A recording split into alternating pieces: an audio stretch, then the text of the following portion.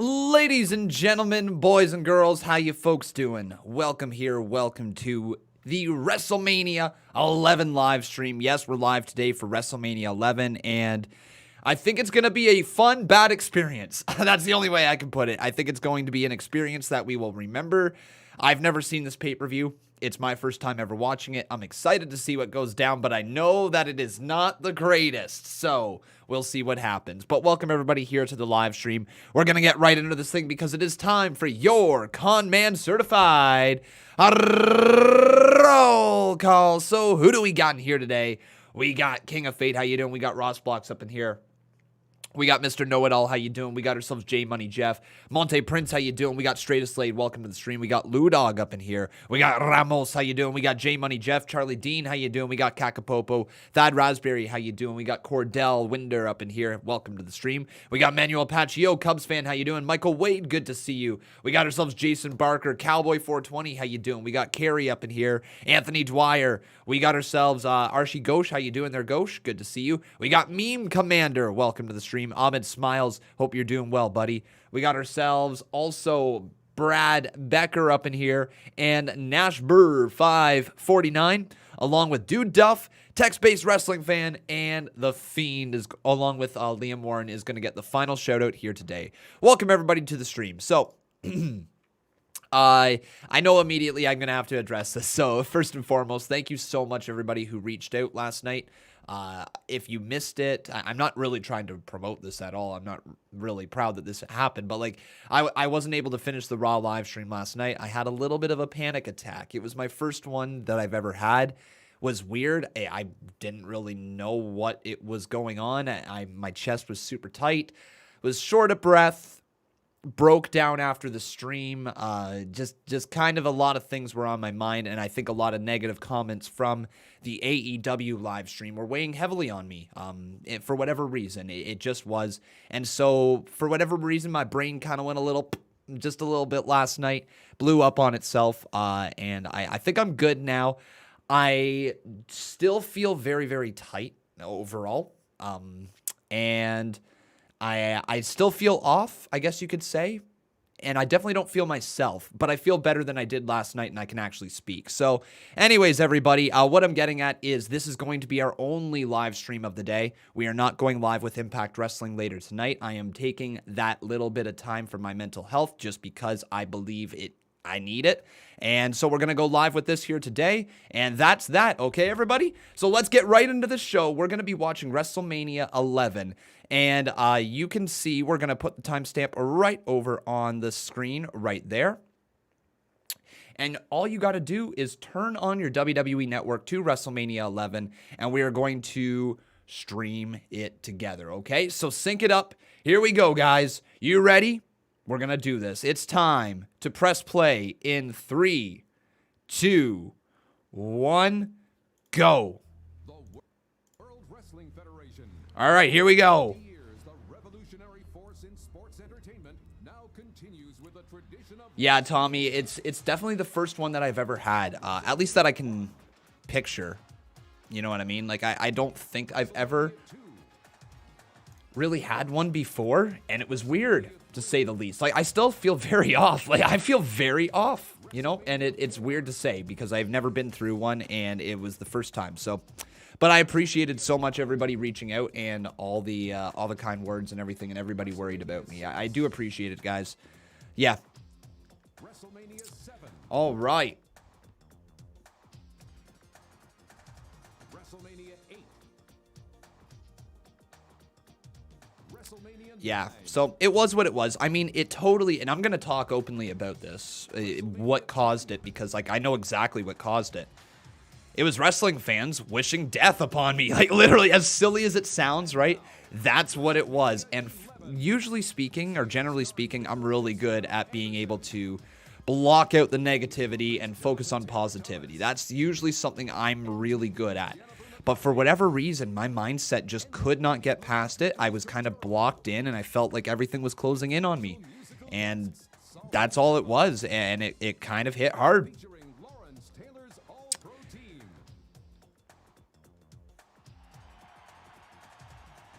I'm really definitely trying. Yeah, Trenton, thank you guys, though. I'm trying. So let's focus on WrestleMania here today. Are you feeling better today, my man? You seemed a little freaky at the end of last night.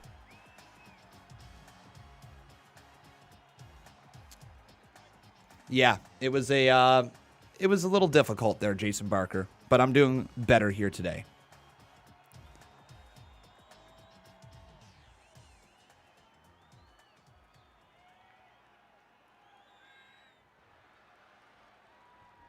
All right.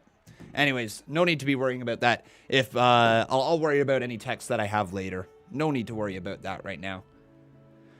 So, WrestleMania 11 today, everybody. I'm going to turn this off. I'm getting so many texts here. This is not right. Okay, so today, everybody, on the card, we've got ourselves the Allied Powers versus the Blue Brothers. Don't know who they are. Jeff Jarrett versus Razor Ramon for the Intercontinental title. Okay, all right. We got ourselves King Kong Bundy versus the Undertaker.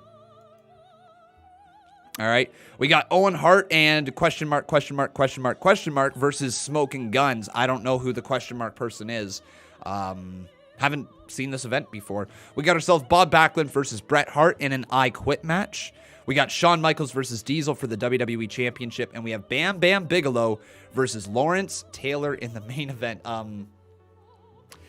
I really don't know much about that.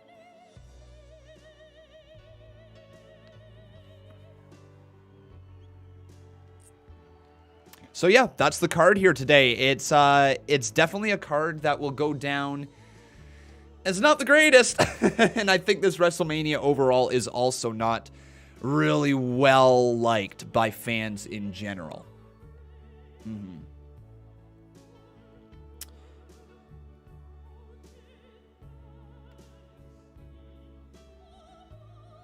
Thank you, Manuel. I appreciate it, buddy.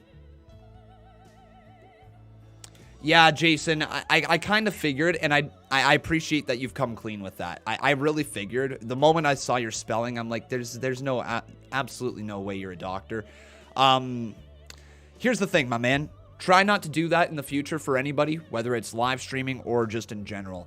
If you lie, yeah, technically speaking, you're lying to everybody else, but the only person you're truly lying to is yourself, right? If you lie, you're just lying about yourself.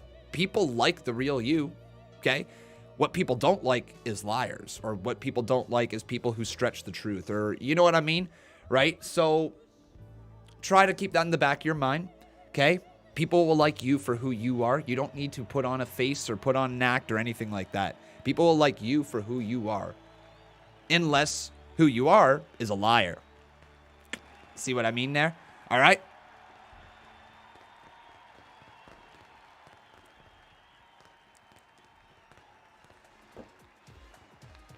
It's your dad's account. Well, welcome to the stream regardless. Your favorite is WrestleMania 14, and your favorite match is the mixed match of Sable and Mark Merrill versus Goldust and Luna Vachon. All right. On commentary, we got ourselves Vincent Kennedy McMahon and Jerry the King Lawler. There we go. They're going to be the commentating duo here tonight. And we'll see what we get started off with. Hey, Jarrett, how you doing, buddy? Good to have you. Owen's surprise was better than AEW's. Owen's surprise? What was Owen's surprise? Owen's surprise. What? I must have missed something. I never finished off Raw last night. King of Fate says, if I don't chat a whole lot, I am watching a TV show at the same time. All good, buddy. All good. Well, here we go.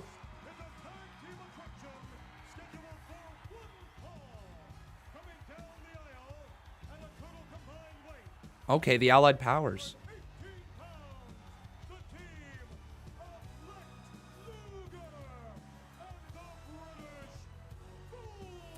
So the tag team of Lex Luger and the British Bulldog, the Allied Powers. Interesting. Interesting. I don't know much about this. Was this a group that lasted together a long time, like a tag team that lasted for some time, or was this a short-lived tag team? Let me know here in the live chat. We got ourselves a 5-bomb over here from Amitty. How you doing, Amitty? Thank you for the support. And he says, sorry about what happened yesterday. All good, buddy. Hope you're better. Yep. And, yep. Thank you so much, man. I appreciate it there, Amitty. Thank you so much for the 5-bomb, buddy. Short-lived tag team. Interesting tag team, but short-lived. Okay. Short reign together. Okay, cool. Very Tom, short reign sorry together. about what happened yesterday. Hope you're better and know we got your back. The frig? Sorry, you getting threats. Dutch Mantel? That's totally Dutch. That's Dutch Mantel.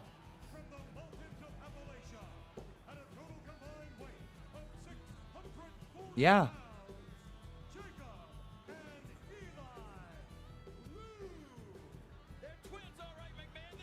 Well then, all right. Interesting.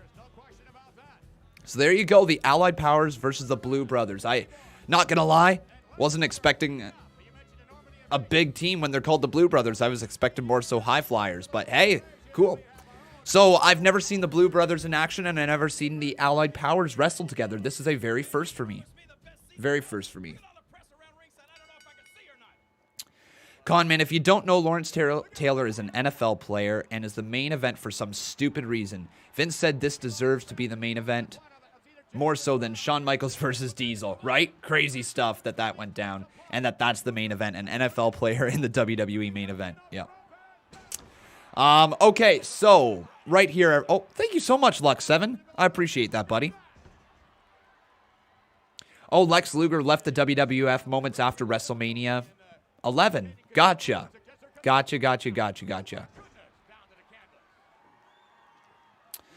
Okay, so I was going to do this. I want to ask you guys here in the chat some sort of question with the polls. And I got to turn the cloud bot on as well, so that way you guys can get your con coins, okay? Because we're now officially into the show. We're 8 minutes in, and now you can get your con coins going. So you should be able to check them now.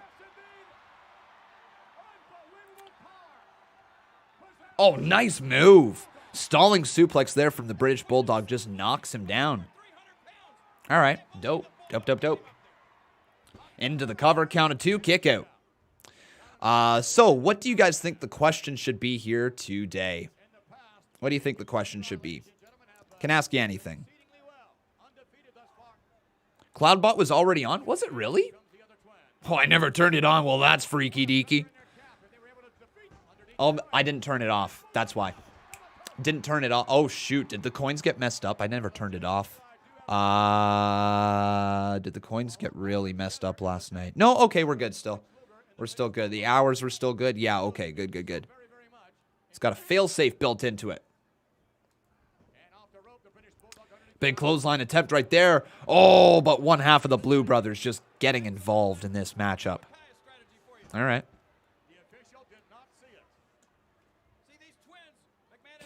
Do I know that Seth Rollins copied CM Punk?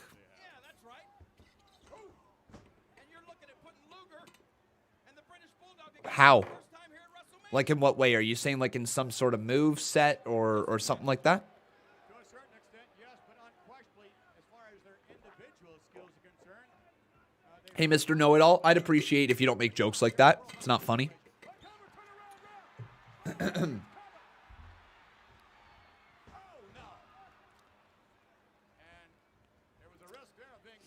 The bots are learning. Oh, good God. But what type of match would you guys like to see here today? Or not match, poll. That's what I'm talking about. A poll. Conman's a little loopy. What type of poll would you like to have here in the live chat today?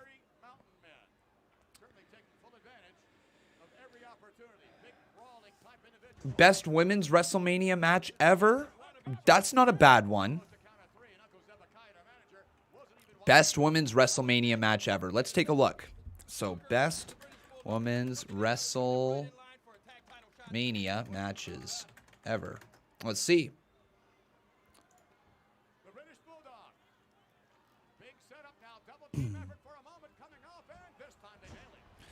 So you would definitely have to say Ronda Rousey versus Charlotte Flair versus Becky Lynch is in the conversation.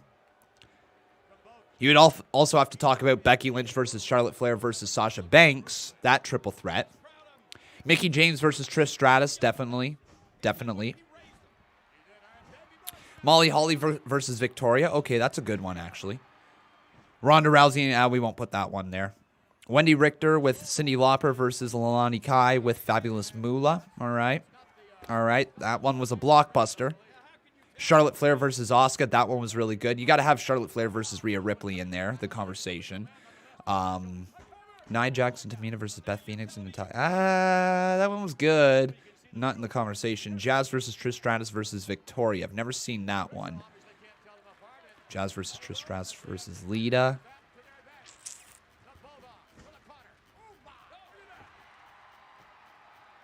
I might have turned it off on accident. It's entirely possible. It's not loading anymore. Let me double check it here now. Yep. Cloudbot's off. Okay, let me fix it again. Damn Cloudbot. Damn Cloudbot. Just one of the most finicky things ever. Try it again now, guys. Hopefully it'll work now. Okay, so let's get it in here. So, what is the best women's Mania match of all time? All right, so we're going to do either...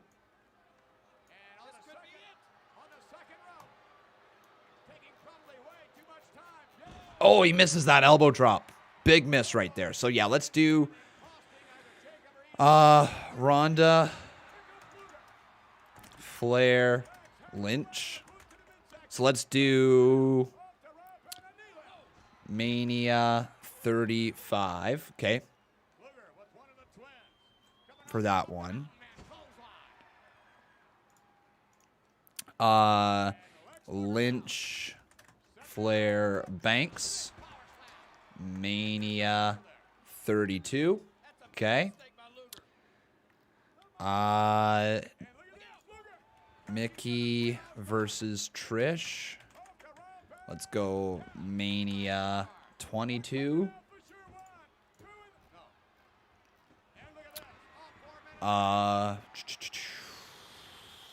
Molly Holly versus Victoria. Sure.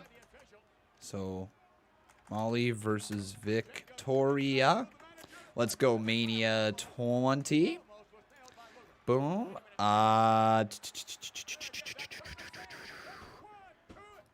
Oh, we're going to do the Wendy Richter one because that one put WWE on the map. So Richter and Lauper versus Kai and Moolah. Oh, hey, there you go. The Allied Powers win. Well, there's that one. Is Streamlabs working now, guys? It looks like it is. Good. That one is Mania 1.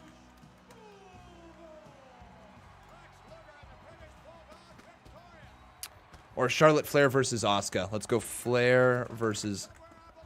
I think that one was a better match than Flair versus Ripley. Yeah, it was.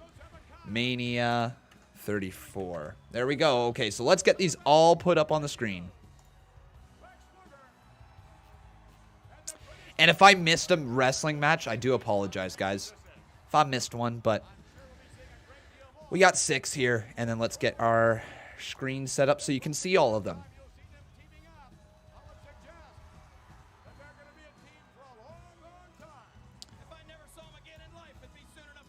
Okay, so there you guys have it. You can now get your bets in for all the matches, if you, or not bets, votes. So do either vote Mania 35 for Ronda, Flair, Lynch, okay? Vote Mania 32 for Lynch, Flair, Banks. Vote Mania 22 for Mickey versus Trish. Vote Mania 20 for Victoria versus Molly Holly. Vote Mania 1 for Wendy Richter and Cyndi Lauper versus Leilani Kai and Fabulous Moolah. Or do vote Mania 34 for Flair versus Asuka. Right there in the live chat. And we will see what is the greatest women's WrestleMania match of all time, in your guys' opinion. Also, everyone, this is something that I am not going to be able to do for these live streams. I'm not able to turn up promos anymore, okay? So promos will not be able to be turned up by me.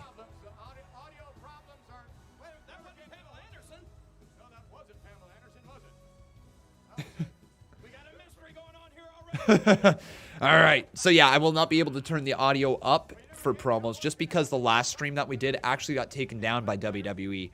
So I don't want to get dealing with any copyright stuff just for these live streams. So that's all.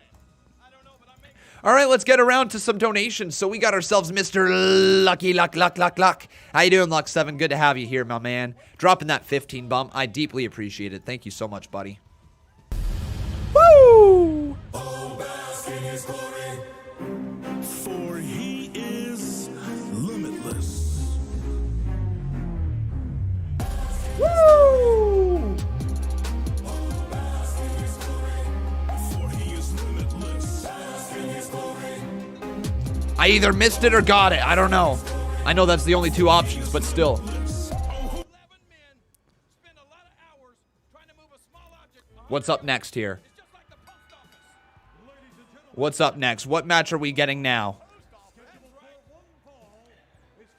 Oh! It's Jeff! Jarrett! I just stomped on the floor. Sorry, downstairs neighbor. Yeah, good old Double J. Jeff freaking Jarrett coming on down. All right. What a tool bag. What a tool bag. Oh my God, Double J. What a tool bag. What a tool bag. Actually, that's too big of a compliment. Tool bags are useful. All right, so Nightmare Inferno, how you doing, my man? I appreciate it. He says, I don't know if you already recorded the CMU, but some point in time I would like to issue my own little open challenge. Any newbies who want a shot, I'm here. CMU is recorded for this week already, but good to know, my man. Good to know. I actually think you're going to really enjoy this episode for your character.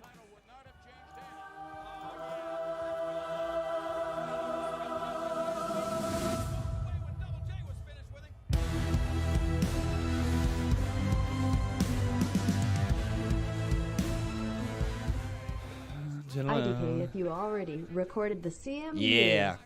But some point in time I would like to issue my own little open challenge. Any newbies who want a shot, I'm here. Oh, that's what...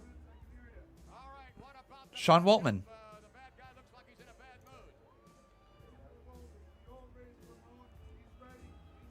Man, the audio problems are bad, aren't they?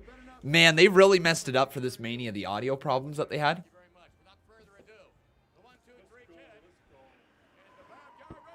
And here comes Razor Ramon, the bad guy. Oh, I'm going to tell you something right now, everybody. I'm enjoying watching WCW so much right now. So much. Like, I'm enjoying it a ton. So good.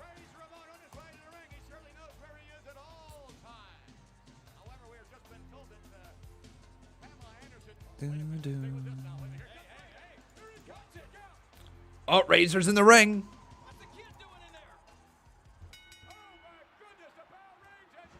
And here we go, everybody. Jeff Jarrett versus Razor Ramon for the Intercontinental Championship. Man, Razor Ramon was such a fiery babyface, wasn't he? He was also such a good heel. He's just good. Oh my God, that's so cool. I love that. I love that presentation for Razor Ramon. The fireworks in the middle of the match. He gets the pyro literally as he knocks the guy out of the ring. Like, Razor Ramon, so damn good. So good.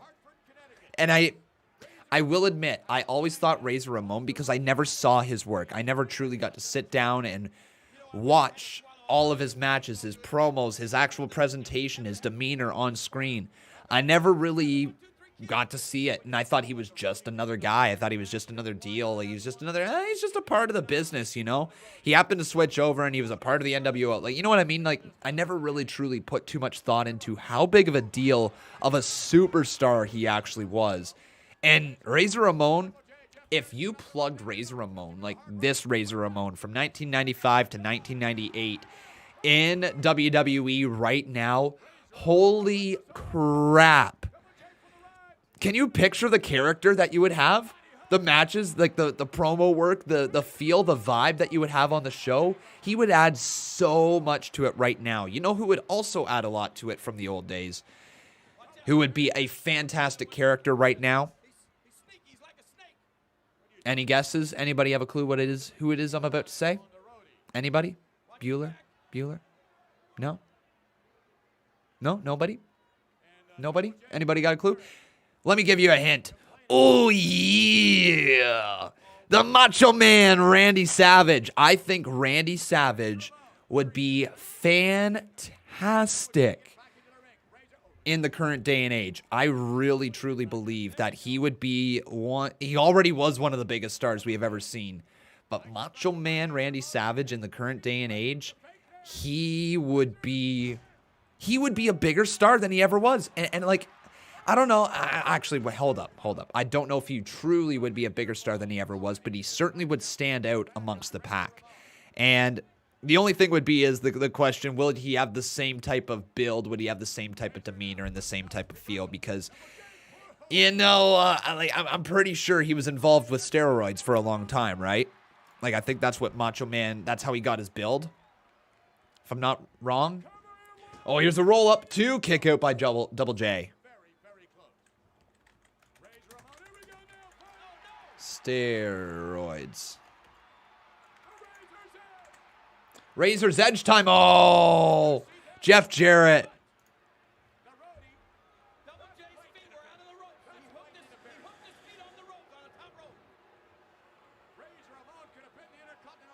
Yeah. So I don't know. I don't know, like, if he would truly have the same physique that he had. And, like, part of what made the Macho Man Randy Savage so special was his physique, right? Was the physique that he had, was how intimidating and how intense he was. Oh, here's another roll-up. 2, kick out by Jeff Jarrett again. Yeah, Macho Man admitted to using them. Well, there you go. I was pretty sure that I knew that already, but I was kind of talking without certain... Anyways.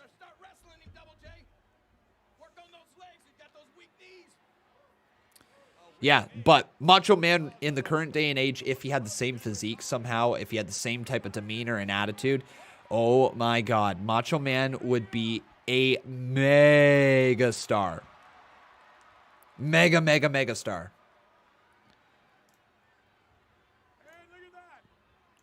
Retro to Man, thank you so much, buddy, for your $2 donation right there. I appreciate it. Feeling good, feeling a little off still, but feeling good.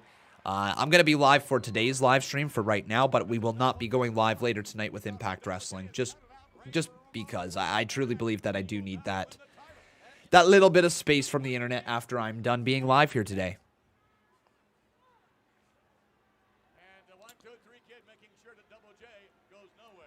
Now Jeff Jarrett back inside the ring. Jeff Jarrett gets sent off the rope. Scott Hall ducks down. There's the swinging neck breaker. And oh no, there's a drop kick, and Jeff Jarrett really starting to roll. What did you guys think of Jeff Jarrett? He's always kind of been there. He's always tried to treat himself as a bigger star than he actually is.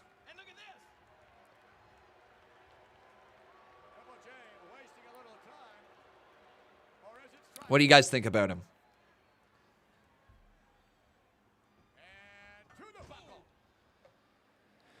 He's more of a comedic character, I think.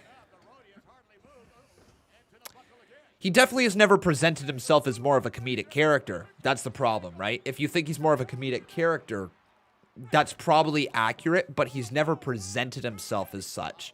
He's always tried to present himself at the top of the card or in a title picture in some way, shape, or form. And then when he couldn't get into a title picture on like a main brand or a main promotion, then he goes out there and tries to create TNA and tries to put himself in the main event in TNA and staying in the main event all the time. He was decent for the mid-card. I can absolutely 1000% agree with that. I think Jeff Jarrett is a strong mid-card act. Really strong mid-card act. Didn't fit in the main event scene. 1, 2... Cordell Winder says, good mid-carder in WWE, had a great wrestling mind. That is also very fair to say. Great wrestling mind. And sometimes the people with the best wrestling minds aren't always the best wrestlers or best presenters overall or best performers, right? Jeff Jarrett had a lot of similarities to Chris Jericho during this time. A lot of similarities. Yes, Double J, go to work on that leg that he weakened at the Royal Rumble with the figure 4. Hard right there. Razor snaps those punches. Razor setting up Double J. A reversal coming on. You know who would also be killer in the current day and age in WWE? Mr. Perfect. Mr. Perfect, man. And also, if Bobby the Brain Heenan was still around. Damn. Such a shame. Bobby the Brain Heenan I think he has been my favorite thing about watching old wrestling stuff. Bobby the Brain Heenan, just his work is incredible. It's so good. His mic work was phenomenal. His commentary was out of this world. His managerial skills, like he made everybody feel like a bigger deal. Bobby the Brain was just so good. WrestleMania. You see that look on Razor's face? Ooh, wow. Let me just tell you this, McMahon. Don't ever sell Double J short. This guy is 10 times. Andre the Giant might have been good in today's age as well. No, unfortunately, he would be nothing more than a great Khali, and I hate that I'm saying that. I really, really, really, really, really hate that I'm saying that. But the problem is that Andre the Giant was like the Giant. He was like the first big dude, not first big dude, but he was presented as a giant. He was really, really, really presented as an unbeatable force for a long time. Like when Hogan slammed him, that was a big deal. Think about that. Literally think about a power slam being a moment that is talked about in history. There's nobody like that right now. There really isn't. But the problem is that you need to be able to build somebody up for a long time to get that type of pop. And in the current day and age, there is absolutely zero chance that the fans would have patience for a giant like Andre the Giant to build up his undefeated streak like that or anything like that. Not a chance. He would be presented nothing more than, like I said, than a Great Khali. I think Great Khali in 2007 against John Cena. That's the type of vibe that we would get from Andre the Giant. And it could work, but it might not. He's the gentle giant, right? They built him up for a long time as a gentle giant, then they turned him heel, and that's when he became like a big WrestleMania headline and attraction, right?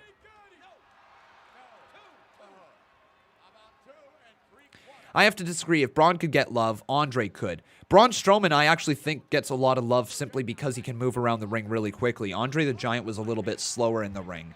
And that's where I'm kind of going at it with it, is that Braun, at the bare minimum, has the work rate to be able to keep up with everybody in the current day and age. If Andre was here, it would be like Great Khali. People would have to work down to his work rate. That's all. You think Andre would be the equivalent to Walter? Walter, God, man, you know what? I am talking from a standpoint where I didn't watch Andre the Giant live, so I truly guess I can't comment on it.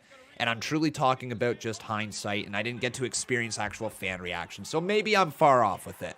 Maybe I'm very far off with it. But it certainly comes across as like Andre was built up as the Giant, and he was a big deal because he was a giant. And he was a big deal just because he was because he was big. Like, there was really, I don't know if there was much else to Andre the Giant other than the fact that he was really big. Like, really big, with an undefeated streak and with, like, good booking, and yeah, I legitimately don't know. But if I'm wrong, guys, please correct me, because I'm only going through and watching through the replays, so I didn't get to watch it live, obviously. I wasn't around. We got Richard K. How you doing, buddy? Good to see you. If I could have any 80s or 90s WWE superstar against a superstar today, who would I choose? You would go Shawn Michaels versus AJ Styles. What a match that would be. That would be so good. Be so good. Okay, Raul, just one sec. Let me answer this first, then I'll scroll up to your comment.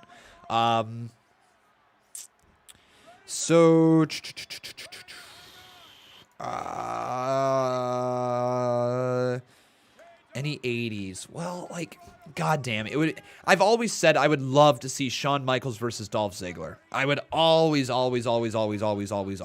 that match. It's a personal dream match of mine, and I know a lot of people would probably scoff at it. But yeah, I'd probably say that one off the top of my head. If I could do a triple threat match, I'd do Mr. Perfect versus Dolph Ziggler versus Shawn Michaels. Holy friggin' hell, that would be amazing. Yeah. Oh, God. Bret Hart versus Daniel Bryan submissions match. Oh, that one would be amazing. That one would be so good. Be so good. All right. Let's scroll up here to this comment.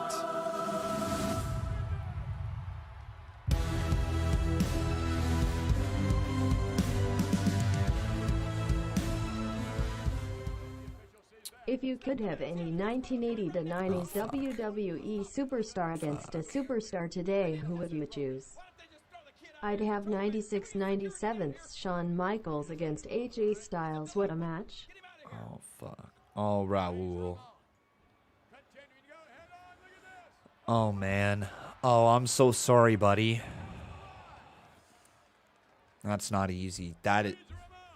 Oh, my heart hurts for you, man. Raul, if you need to chat, if you need to talk at all, I'm here for you. Okay? I'm so sorry that you and your family are going through that. That is just devastating news to hear. God, buddy. My condolences to you and your family. That sucks so bad.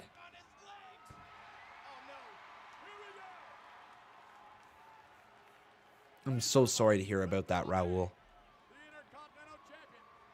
Please reach out to me if you need to talk at all. I'm here for you, okay?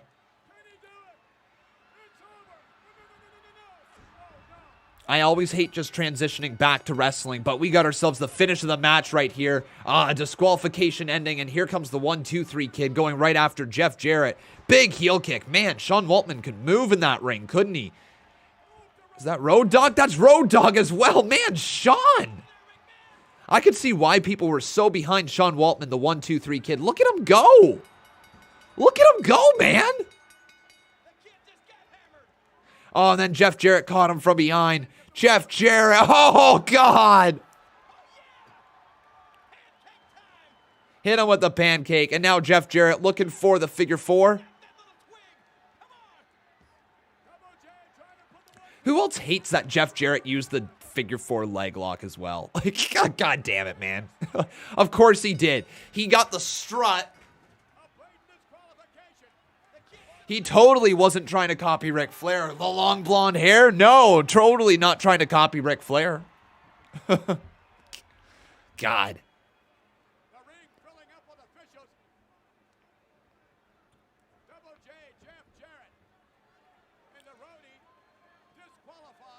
Well, there we go. Disqualification right there. Oh, Jeff Jarrett back in after Sean Waltman. And then Razor right back after him. I would like to see this a little bit more often with the commentators talking or like the announcer announcing like the finish of the match and the brawl still going on. Like they're trying to finish. They're trying to move past it. But they can't because the brawl continues to happen. Jason Dreamer says he copied Rick accidentally. Did he? Okay, is there actually a story here with Jeff Jarrett? With copying Ric Flair?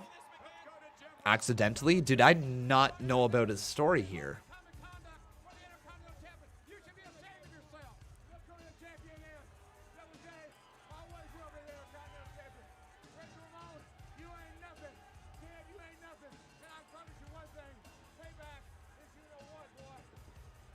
I'm curious now about the story of Jeff Jarrett.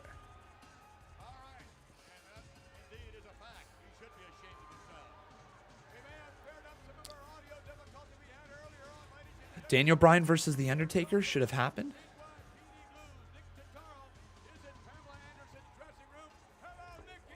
Hey Vince, how you doing, buddy? I was just at Pamela Anderson's dressing room, but she was nowhere to be found.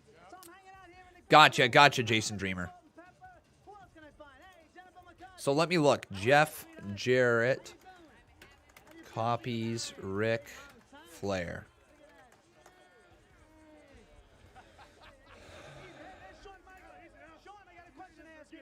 So, this is posted 7 years ago on Reddit. He stretch does the figure four just like Flair.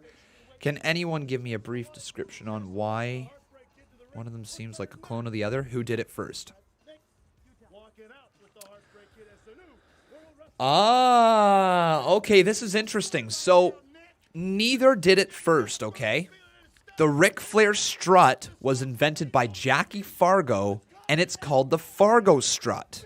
Jackie Fargo passed away and was the biggest star ever in Memphis, along with Jerry the King Lawler.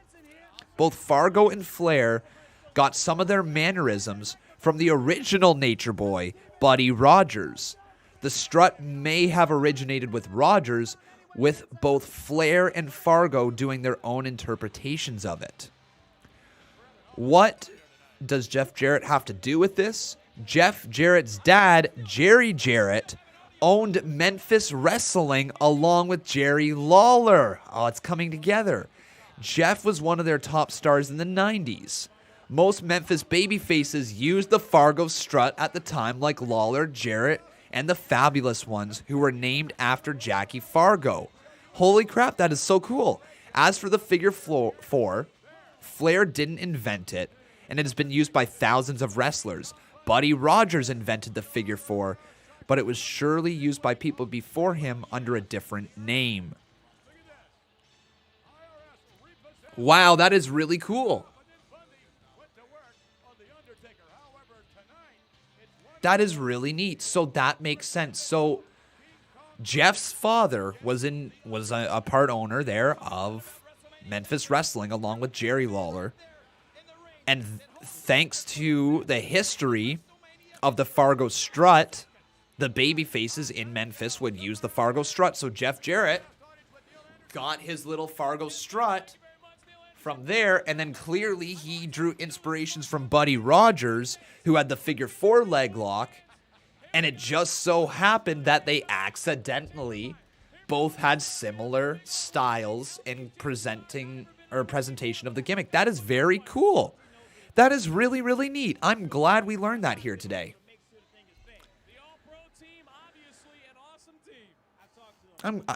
I like these streams, man. We get to learn some information. So anytime that there's questions that we have regarding old stuff on the show, we can always look it up. Very neat stuff.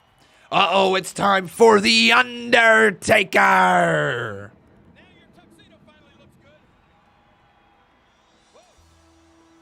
Steve Taylor says, most of my family originally lived in Memphis. They say they used to go down to the Coliseum often and watch it. That's so cool, man. Can you imagine growing up literally in that time? Like, I'm trying to really take our time, and like, I know we get everything on our phones and everything on like our screens and all that. But imagine going back to a time when there was no phones, when there was no screens, when there was no texting, when there was no internet. Imagine just going to these events. I totally understand why wrestling came across as real. I totally get it. I totally understand why people got worked. I totally get why it was must see. Because it was the only place you could see it. It was legitimately must see. You had to go to it. You know I'm drinking that peppermint tea, guys. You know I am. You know I am.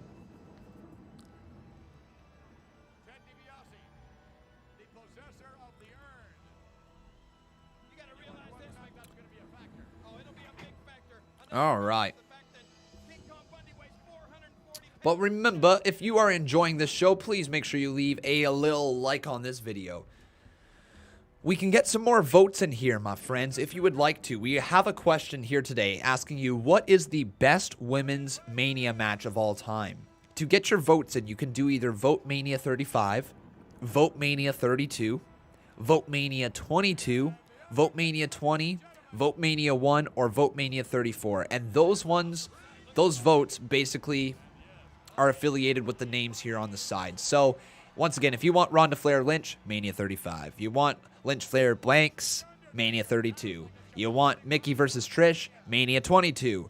Molly versus Victoria, Mania 20.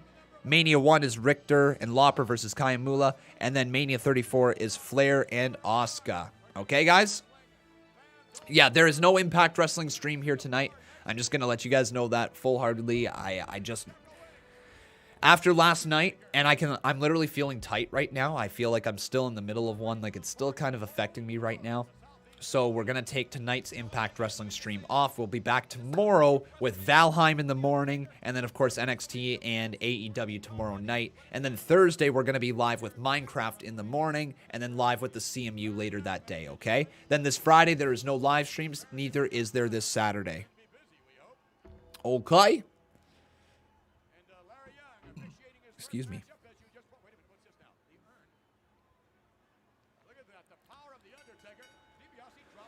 Remember, if y'all got back pain, get Gold Bond. What's Gold Bond? Because I got back pain. What's Gold Bond? Gold Bond.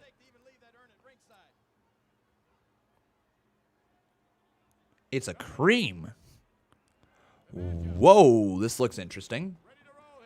Gold Bond. Oh, wait, no stream on Sunday either. Sorry, guys. I just said that. Yeah, no, there's no stream on Sunday either.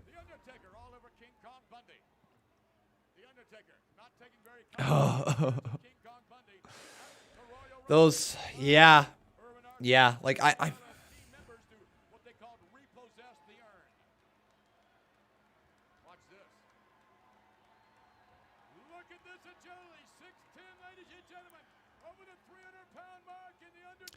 Okay, Botch guy, I see your text right there. Yeah, keep me updated with what's going on if you don't mind, because I'm curious as well. I don't know exactly how I got to do it. But good to see you there, Botch guy. I appreciate it. Yeah, so YouTube made some changes today, and I don't think it's YouTube itself. I believe it's just like some sort of online thing that got passed with taxes. But now if you are outside of the United States, there's something like you gotta... I really don't get it. I'm not even going to talk about it too much because I haven't looked into it at all at this point. But yeah, got to update some sort of tax information with being outside of the United States and being a content creator. Kind of annoying, kind of really annoying when we already pay a shoot ton of taxes as is here in Canada. But, you know, got to pay more to America. Okay.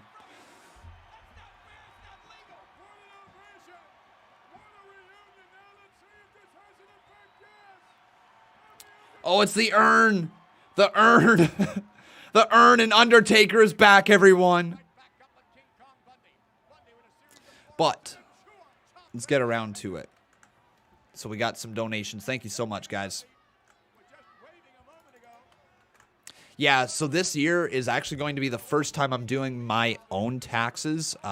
Generally speaking, what we've done is we've just given it all like our information to an accountant and they've done it. But I was not willing to pay for that this year. I think it would be good to try to figure out how to do them myself and how to understand my business a little bit more.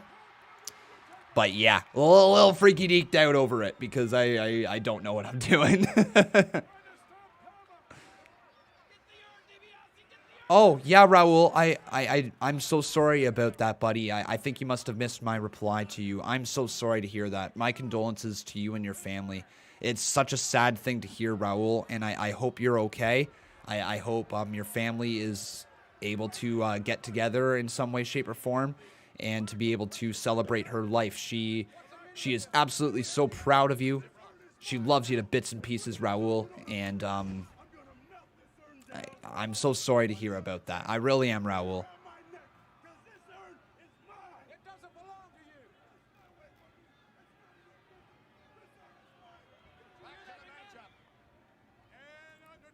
Talk about picking the worst year ever to do your taxes by yourself. I mean, in the grand scheme of things, nothing is really that different. Like, literally, in the grand scheme of things, nothing is different for me. For taxes this year, I just got to do them myself. That's all it is. Yeah, there was a pandemic, no doubt about it, but, like, my work didn't really change. I was working from home beforehand. My income stayed relatively the same. Yeah.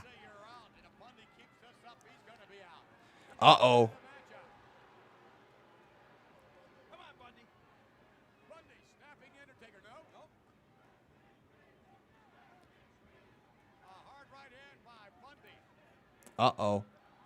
King Kong Bundy scoops down the Undertaker.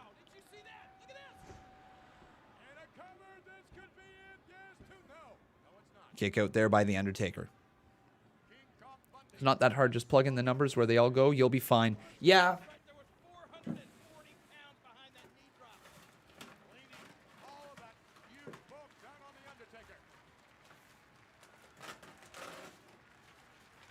DiBiase, he feels confident once again. Tama grabbing the urn and Yeah, like it's easy to just plug in the numbers, but like when you've got all these lines and you've done it and you're just doing it for the first time, trying to figure out what goes where, what numbers are what, and which ones do you leave blank, which ones do you fill in, all that. I've got some learning to do. Look at those teeth, those choppers. He's chopping at the bit. He can take this victory. Like I got a lot of learning to do for sure. look at Bundy's neck. Look at the size of that neck. Huge. That's right. Bundy, the biggest man in Ted DiBiase's $1 million corporation. Yep, and I do know that as well on Broken, that I'm able to do that.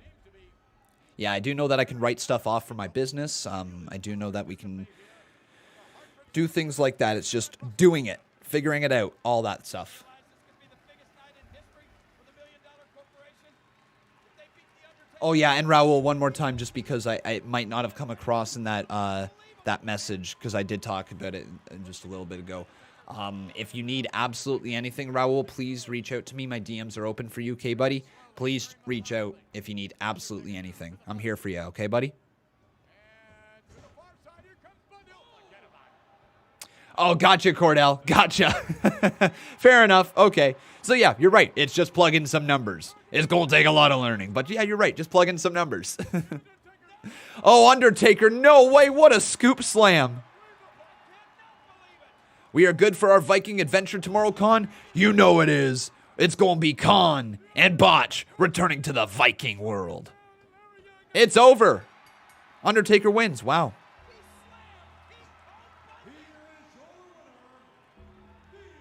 The Undertaker wins. Just like that. Ladies and gentlemen, defeating King Kong Bundy, slamming the Bunch with 444-pounder. And Ted DiBiase seems upset, although Cool. the Undertaker was victorious. But yeah, you guys excited for Valheim tomorrow? I'm really looking forward to it. I've been waiting to play this game again since we literally stopped playing it last week. So looking forward to it. Have I seen any old school New Japan Pro Wrestling matches? I haven't. But I definitely will at some point. I'm getting into watching old school stuff, whether it be WWF, whether it be WCW. I want to go into Smoky Mountain Wrestling, and I obviously want to touch into New Japan at some point. I've got a long ways to go. New Japan is unfortunately probably lower on my list for things of old stuff that I want to watch. I might be a little bit more interested in watching the new stuff with some English commentators. It might be difficult watching without it being in English. That's not to say I won't ever get around to it, but it's not immediately on my list, if you know what I mean. Standing here live at Pamela Anderson's dressing room trying to find out where she is. The word is her and Shawn Michaels had a big disagreement. She was very upset, very distressed, very distraught, so she had to leave the building. Nowhere to be found. I'm trying to find her. Anybody can help me? Hey, Steve McMichaels, how are you, buddy? Steve McMichaels. Have you heard anything about Pamela Anderson? Oh, I'm sure you, big boy. You'll be able to find her on your own. Wait, is that Let me Mongo? tell you one thing. I'm looking for this comic character. Where is he at? He calling me a cream puff? Is that Mongo? T-shirts again tonight, baby doll. Oh, yeah. How about some of your friends here? Let me tell you something, King Kong Bundy, you've been telling people you looking for me. I'm right here, baby. Standing right here. No way, it's Mongo too. Come and get us. You hear that? Come and get him.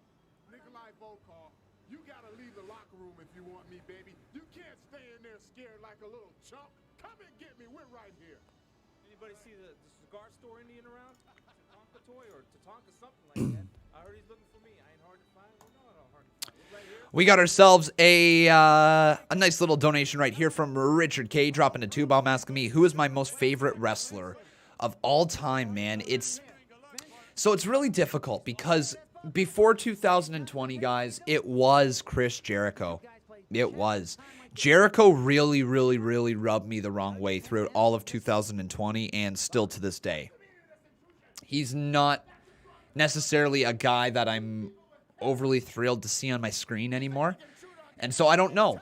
I don't know who my true favorite is of all time. I've always liked Dolph Ziggler's work. Always, always, always. He might be my favorite of all time. He might be. I also love Shawn Michaels. Love Shawn Michaels. It might be Dolph Ziggler and Shawn Michaels like neck and neck at this point. Sort of deal. Certainly favorite active performer is Dolph Ziggler. No doubt about it. Who's the Chief Justice of the United States Supreme Court? Huh? That's what's wrong with the world. They think they know it all. Pretty upset, Bob Backlund. Very distressed. Anyways, congratulations there, buddy.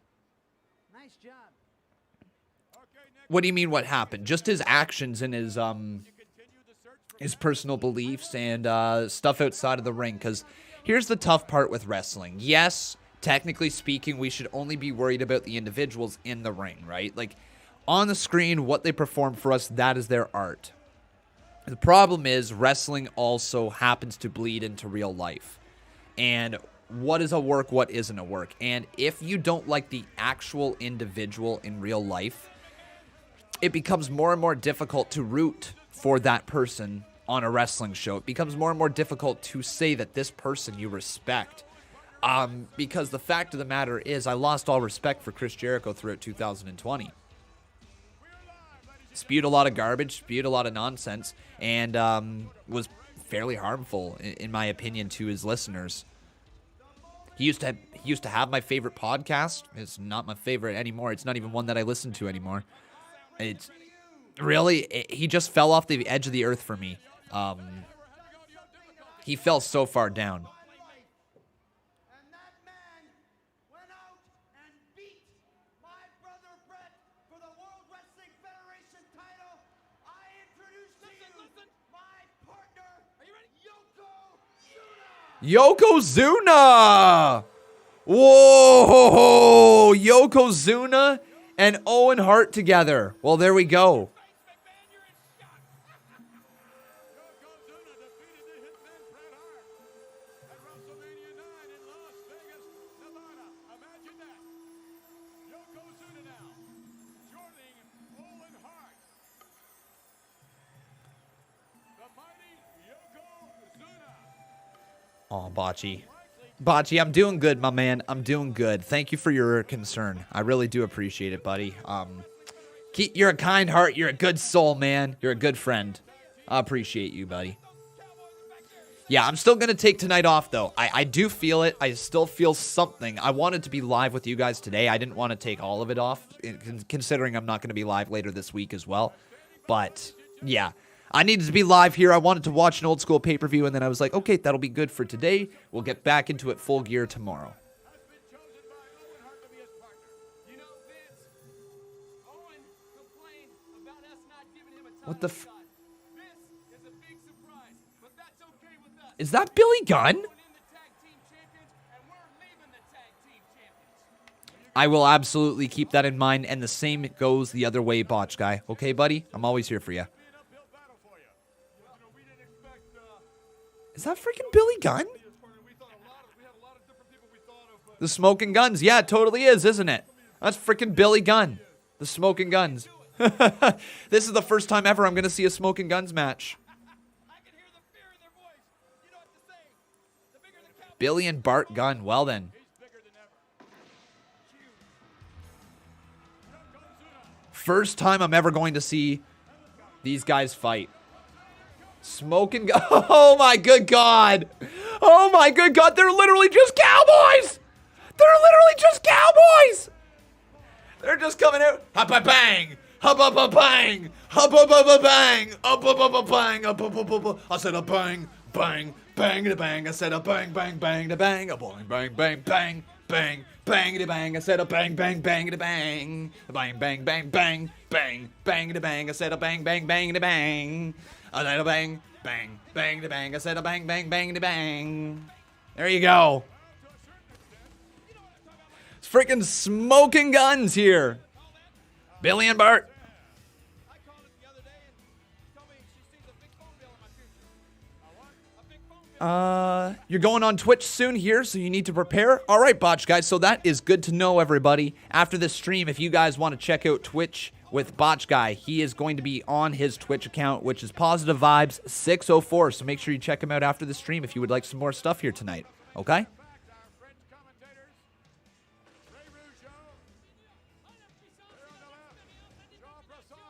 Really, Con? How I Met Your Mother? Damn right. Damn friggin' right. How I Met Your Mother is one of my favorite TV shows of all time. Pew, pew. All good there, Dave Rua? How you doing, buddy? And Yokozuna waving that flag in the center of the ring.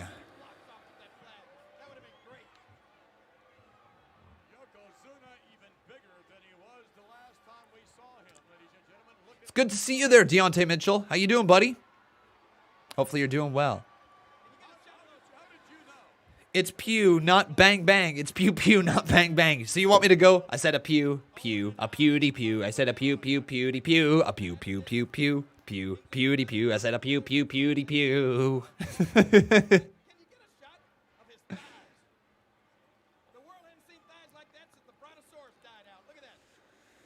So first time I've ever seen the Smoking Guns in action, and definitely the first time I've ever seen Owen Hart and Yokozuna team together.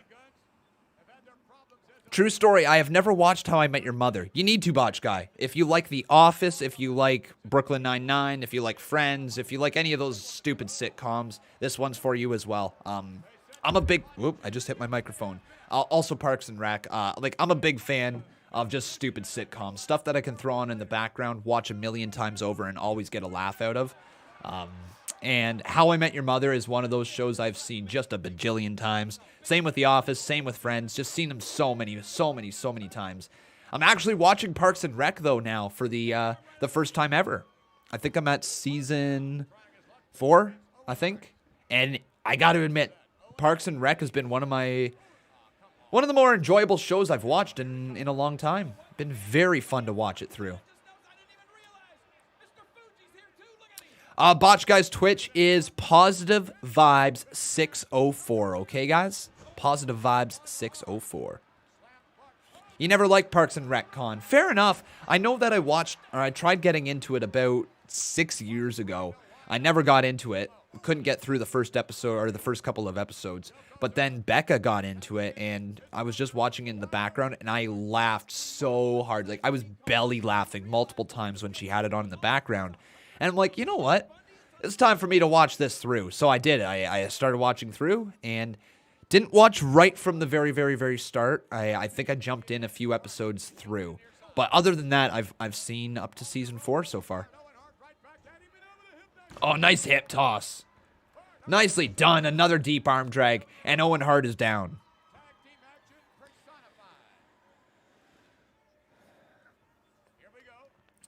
But yeah, the one of my favorite moments so far in Parks and Rec. Oh my good God. Bye, bye, Lil Sebastian. I miss you in the saddest fashion. Bye, bye, Lil Sebastian. I just freaking love it. Oh, it's so funny. Your 5,000 candles in the wind.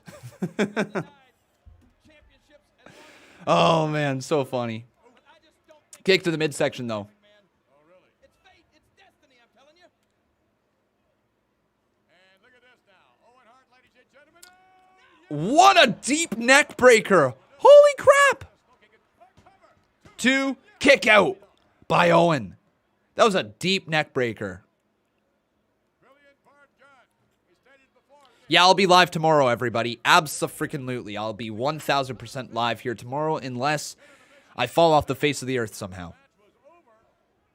No, that's the ranch. Ashton Kutcher is the one with the ranch, on the ranch. Or you're thinking of 2.5 Men when he took over for Charlie Sheen.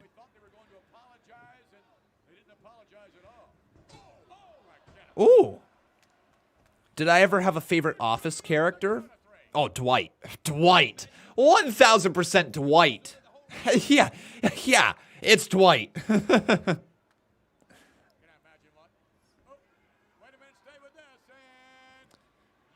Wow. Okay, the smoking guns were really good. Smoking guns really good. Yokozuna causing a distraction, though. It'd be all over there. 2, kick out by Owen. Wow.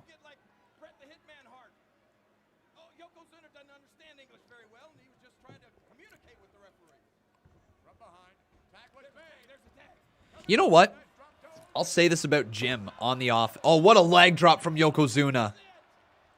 I'll say this about Jim. Jim goes from being one of the most likable characters to one of the most unlikable characters by the end of the season. Like, literally one of the most unlikable characters. And it's the reason that I don't like the season 9 of The Office, or the 9th season of The Office. He's just... And I know they wrote him that way. Same with Andy. I hate that they ruined Andy. Andy, they legitimately ruined. At least they brought Jim back in some way, shape, or form. But Andy, they ruined. They straight up ruined Andy. They tried to make him into Michael Scott 2.0. And just like... They didn't, obviously. It sucked. He was the most irritating character, Andy was. And then Jim was the second most irritating character during the 9th season.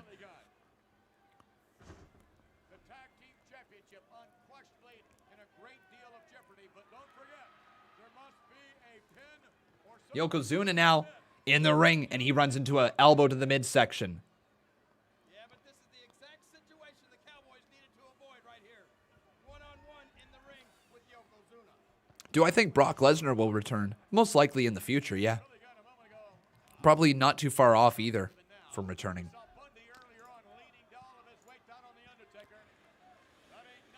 If you guys are enjoying the show, though, please do me a big solid. Make sure you leave a like on this video. Also, making sure you are subscribed to the channel. And if you wish to support the channel directly, you can always drop a little super chat donation. Doesn't matter how much or how little, any little bit is appreciated. Lux7, did I update your Boss Battle Championship? I hope I did. I really hope I did. 3-time. I did not. You're a 4-time Boss Battle Champion. There we go.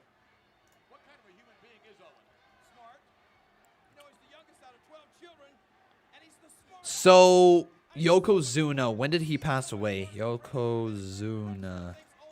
He passed away, okay, in 2000. So, damn, really? This is still only like, this is in 95, so this is 5 years before he passed away. When did he stop wrestling in WWE? Okay, gotcha. So, teaming with Owen Hart and then the departure. So, this is the start of his departure, guys. Start of the departure right here. Yeah, he teamed with,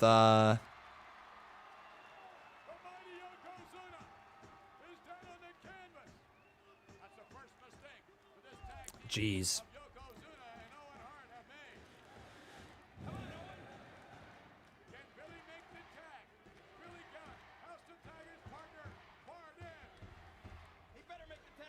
That's such a sad death, too, isn't it? Died of heart failure or heart attack, but then it was later found to be incorrect due to his lungs showing severe signs of blockage due to fluid. God, man. That's so sad. Yokozuna was so young, too, still. How many wrestlers die early? Yeah, Yokozuna was looking a little bit heavy here at this point in his career, wasn't he? Like he was always heavy, but he could move. He was gonna go to WCW, but then his health decline caused that to fall through. Yep. Or at least that's what you're guessing. Oh! Nice move there from Owen Hart. Now Yokozuna, belly to belly. Oh, that's a lot of weight coming down.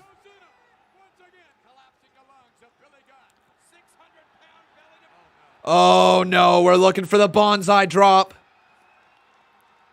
Bonsai. Jim Cornette losing his mind there. By the way, Jim Cornette, great mind for the business that unfortunately just didn't continue to grow with the business. Damn shame. Bonsai drop. Goodbye. 2. Save from behind, though. Hammering away on Yokozuna. That was a certain pin. Hart up and over. Up and over and down. Yeah, really a damn shame that Jim Cornette didn't continue to develop his mindset with the business, because he really, really still could have a lot to offer. A lot. 1, 2, 3, it's over. New tag team champions, Owen, Hart, and Yokozuna. There you go. That's why they put him in a tag team, because he could barely move at that point. Makes a lot of sense. Yeah.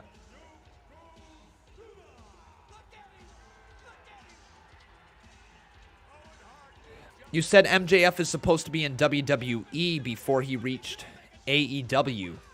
I know he applied through... What's that thing called? Tough Enough. I know he applied to Tough Enough and he didn't get in that way. Yeah, the breathing is still a little heavy. It is what it is, though, guys.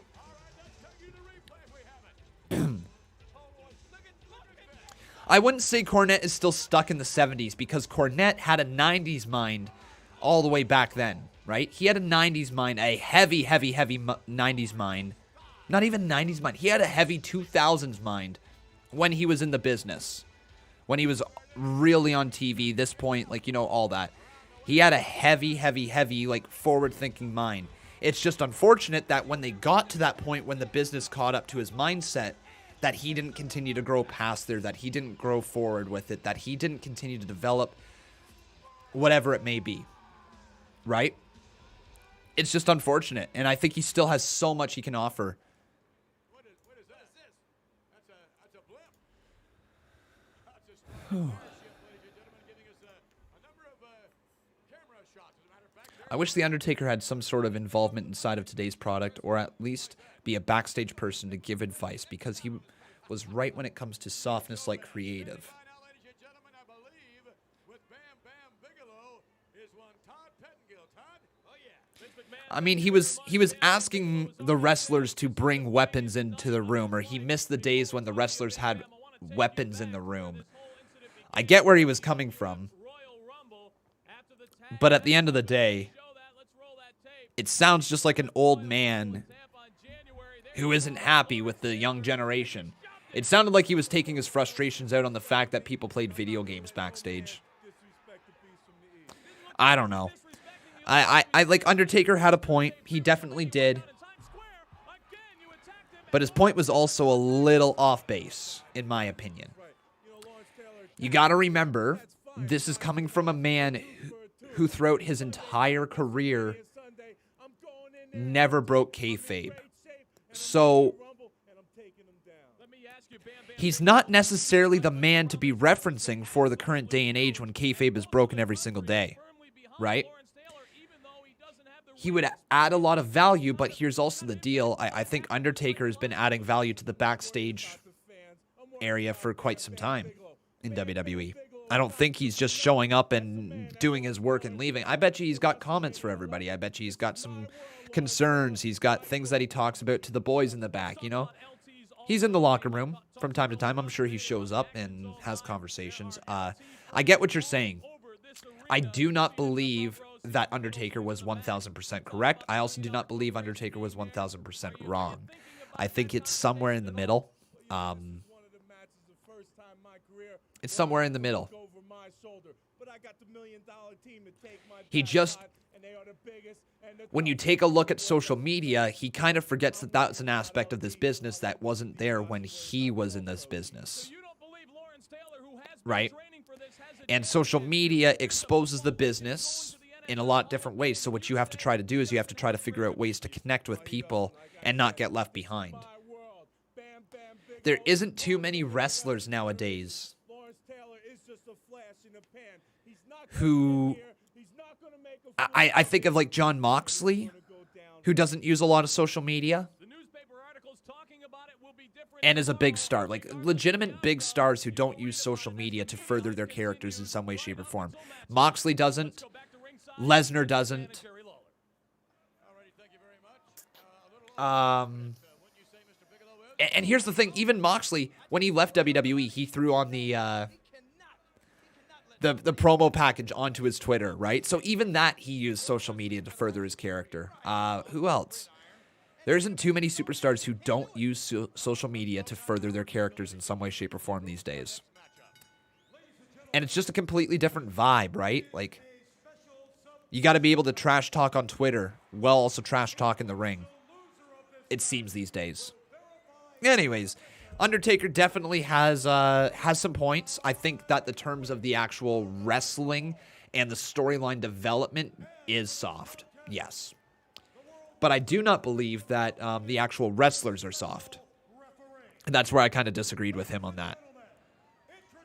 I mean, did we not just see Drew McIntyre and Sheamus's back from last night?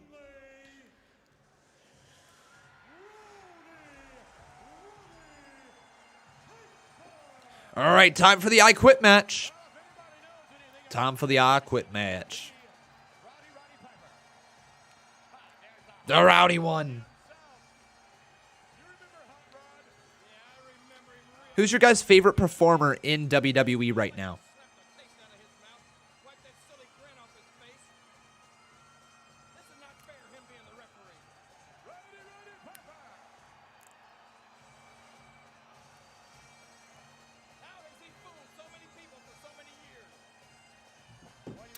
Roman, Edge, Roman, Bobby Lashley, Jeff Hardy, McIntyre, Bryan.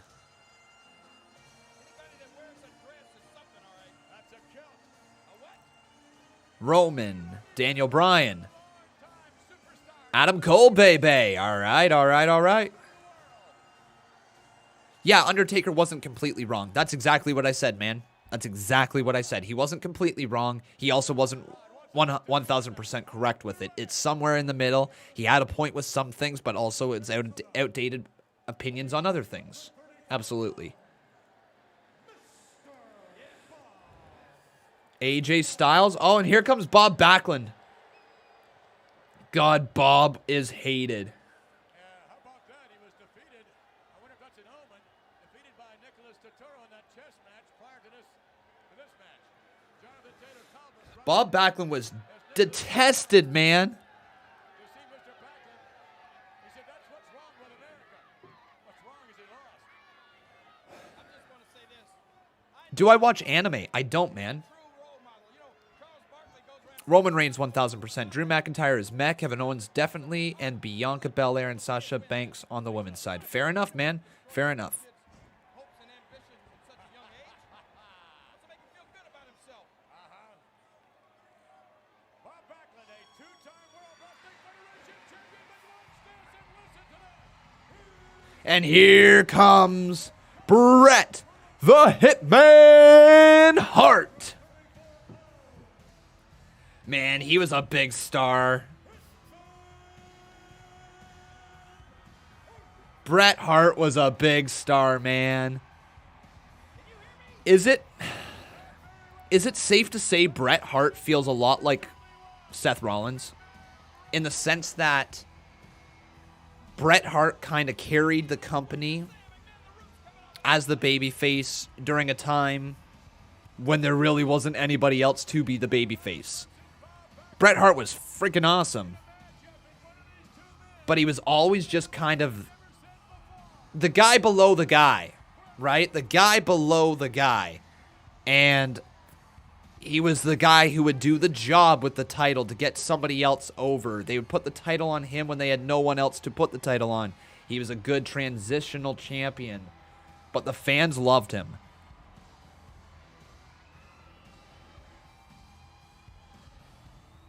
But it feels very much like Seth Rollins. However, Seth Rollins obviously has morphed into more of a character now. But Bret Hart very much has that vibe that Seth Rollins had when he was Mr. Burn It Down.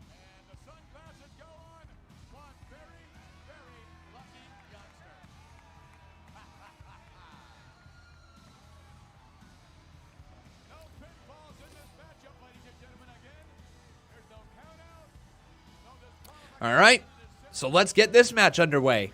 Bret Hart versus Bob Backlund in an I Quit match. I've never seen this one. I don't know the results whatsoever. So there we go.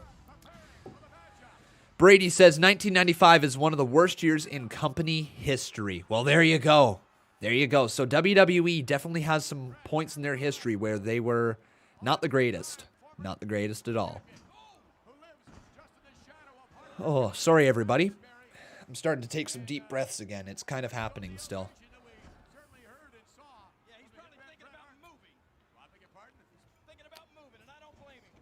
You were 2 minutes behind the stream there, King of Fate. Oh, good God. Oh, no. Oh, no. Oh, no, no, no, no, no. Hart going for the sharpshooter already. And there's an elbow right there to the side of the head. Two of my least favorite people in the entire world in that ring right now. The Hitman Bret Hart and get that out of his face. And Roddy Piper. You know what? I've been doing my homework, McMahon. Do you remember WrestleMania 8? What about it? Well, it was WrestleMania 8 where Bret the Hitman Hart defeated somebody to become the Intercontinental Champion. You know who it was he beat? Wait a minute. Wait a minute. What do you say? Is he going to quit? No, he doesn't quit. Okay. Con, what would be a dream match between current star versus former star like Seth Rollins versus Bret Hart? That would be a great one, yeah. Like, you could probably go up and down the list and say a bunch of dream matches you'd like to see.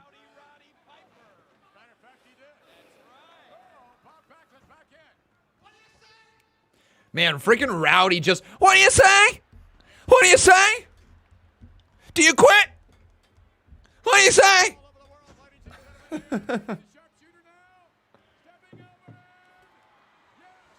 No, he still can't lock in the sharpshooter.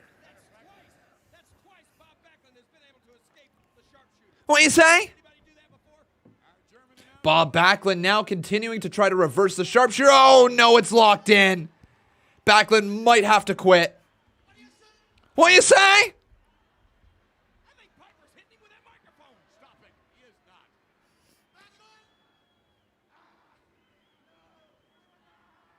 He says no. I cannot believe the audacity and the gall of Bret the Hitman Hart. First he stole the sharpshooter from his brother Owen, and now he stole Double J's figure 4 leg lock. Oh, now Bret Hart is caught in the sharpshooter. Or no, figure 4, I should say. Figure 4. Bret Hart with the figure 4. Reversing it. Now Bob Backlund gets to the bottom rope.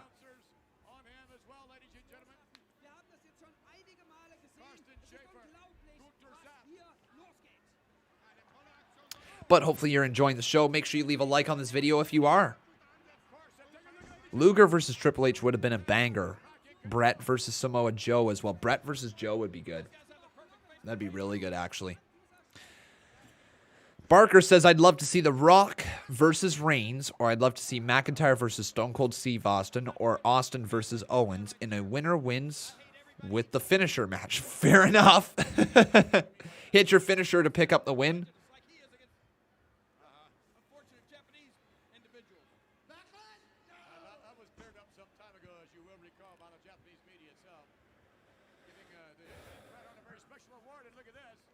I remember hearing from an OSW video that the original reasoning for Backlund's heel turn was that Papa Shango put some sort of spell curse on him. Then they went with the comma gimmick for Shango. Gotcha. How does that work there on Broken? The 4, 7, 8 breaths. I don't know what that is.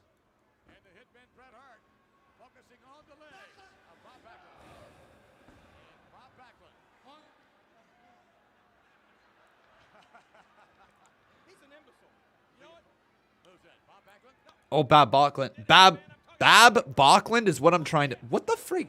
Bab Backlund. Bob Backlund. There we go.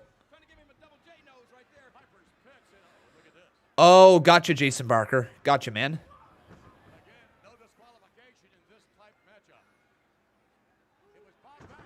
Oh, there's a shot right there. What you say? What you say?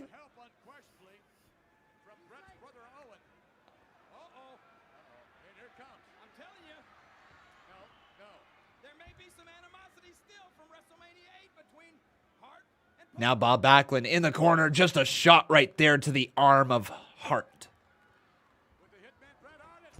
Oh, and then Bret sent into the corner. What you say? Okay, Roddy, you're going to have to stop that. What you say? What you say? What you say? Come on. Oh, good God. I totally forgot that they had Bob Backlund and Darren Young partnered together. I totally forgot that was a thing. Wow. That's a thing. I forgot about that.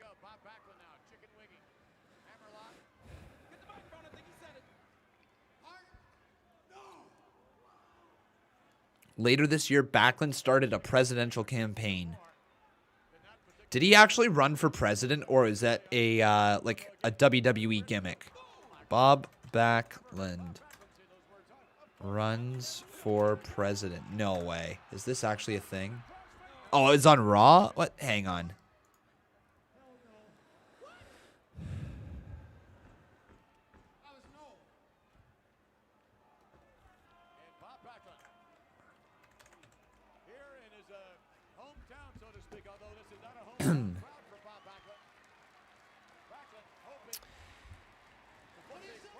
In 1979, Backlund won a rematch on December 6th. However, WWF oh, that's the wrong president. Okay, never mind. Here we go. Following WrestleMania, the WWF ran an angle. So it was an angle, okay? Where Backlund declared his candidacy for the president of the freaking United States. Several vignettes aired featuring Backlund preaching socially conservative values, and one showed him campaigning at a beach. Backlund also confronted a Bill Clinton impersonator. God, they brought the Bill Clinton impersonator back. Who was seated at ringside for the 1995 Survivor Series. Oh, good God. The angle was quietly dropped before it reached its conclusion. So there you go. It was just an angle for a little bit.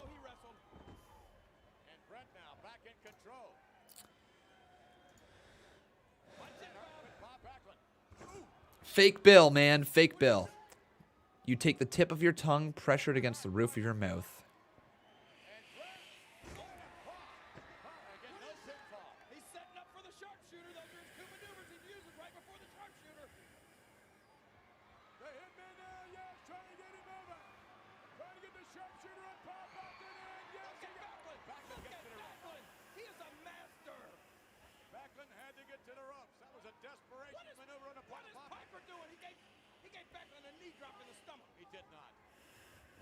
Okay.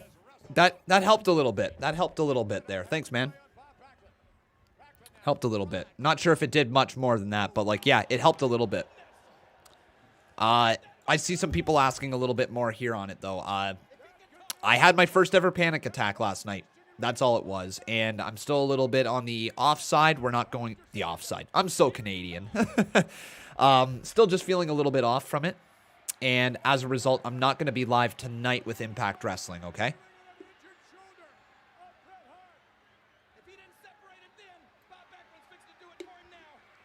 Bob Backlund looking for the chicken wing. Looking for the chicken wing.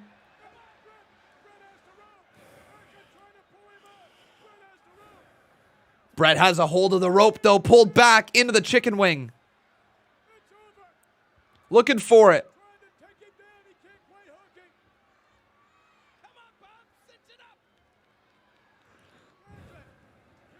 The chicken wing is not in yet. He hasn't seated down into it. What do you say? Oh, Bret Hart reversed it. There you go, Bret. Oh, Bret's got his own chicken wing. What do you say?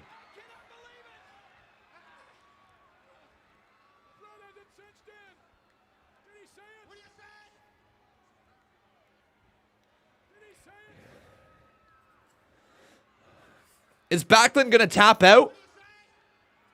Hart trying to get him down. Hart got him down. Hart got him down.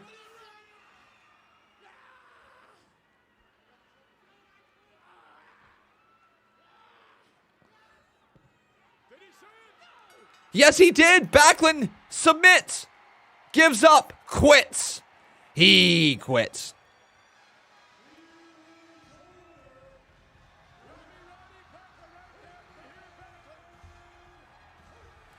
Socially conservative ideas Bob Backlund preached. If you were to say socially conservative ideas, you'd be called a Nazi and whatnot. No?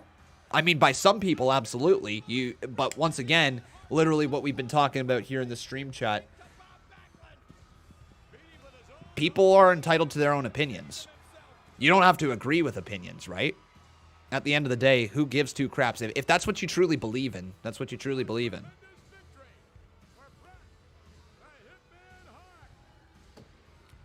You would, by some people, not by people with an actual brain. Okay?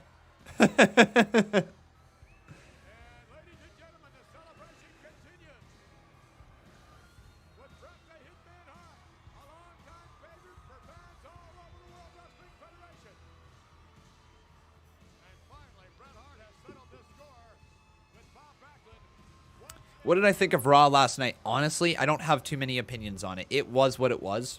I thought it was enjoyable for a little bit, and then I started being a little distracted with what was going on.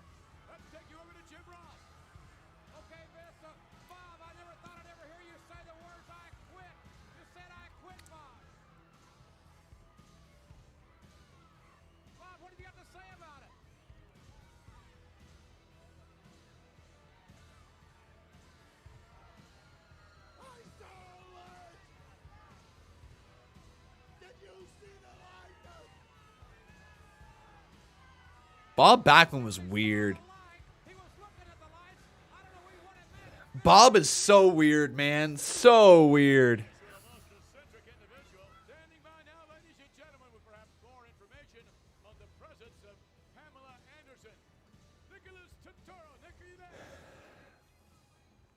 I've covered all the angles. I've canvassed the building. She's nowhere to be found. Pamela Anderson is gone. Pamela Anderson's missing. We've made some changes, some celebrity changes. That's all I can tell you at this point. Some celebrity changes? Yes. And you still can't find her. I can't find her. I've searched all over. I've covered every angle, and she's left the building. All right, Nick, thank you very much. Dude sounds like JD from New York. Upset about. Well, obviously, that's going to turn things around. Got you unbroken. Okay. There's been a reassignment of Bret later said that was the worst match of his career. Fair enough. Shawn Michaels had told me that he was going to insist. I think so, Tim Sullivan. I think it was just because I pushed it down and I kept pushing it down, and then things were happening and my brain just for whatever reason kind of snapped. It's generally speaking, I'm really, really, really, really good at not letting bad comments affect me. Ladies and gentlemen, standing But by Big Daddy Cool Diesel for whatever reason it did. meet Shawn Michaels next. Psycho sit in his corner. For whatever reason it did. Right now, after Shawn Michaels said there is no way he's leaving here without the belt that's on your shoulder right now. It's funny because that's exactly the way I feel. You know, they say that Sid's not going to be involved, but I've already played that role. I know exactly how Shawn Michaels thinks. I know what his game plan is. I'm not buying it. He wants a war. He's got one. Big Daddy Cool came here to do one thing, and that's to hold on to this belt. And let me tell you something, Shawn Michaels. In a few short seconds, Big Daddy's going to walk that aisle, and he's going to show everybody. Am I going to buy Mania tickets or am I going to be unable to? I'm not going to buy them. No. The first thing that jumps to mind is that I'm in Canada and the border is currently closed. So, yeah, I could technically fly. I think. Technically speaking, I think I can still fly. But I'm not gonna. I'm not gonna.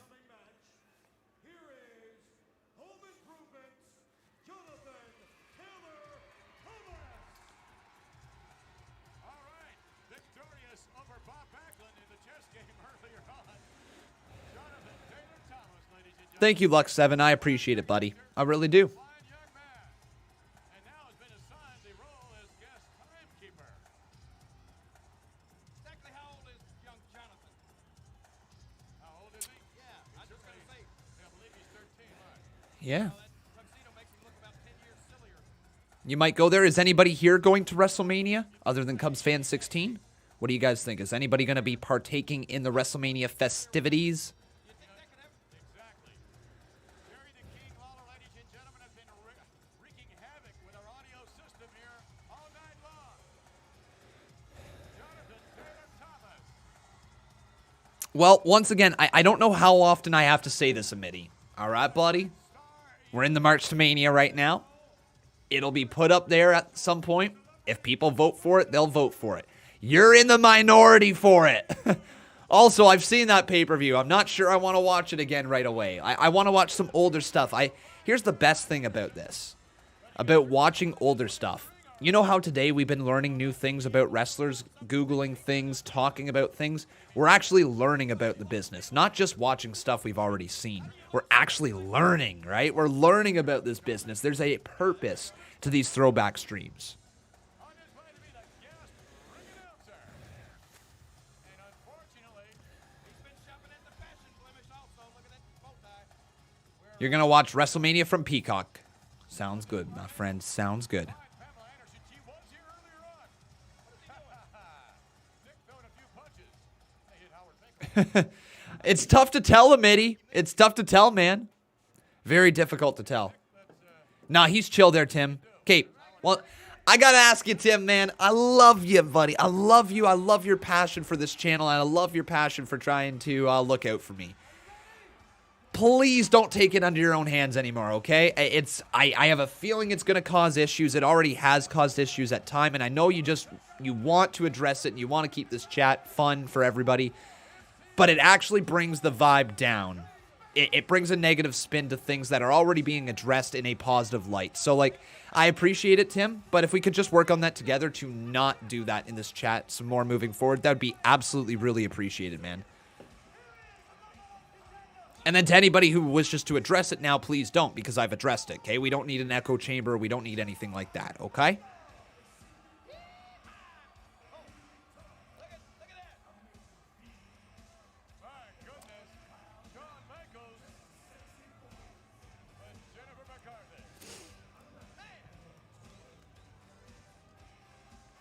Just a sexy boy, it's Shawn Michaels. Boy toy, boy toy.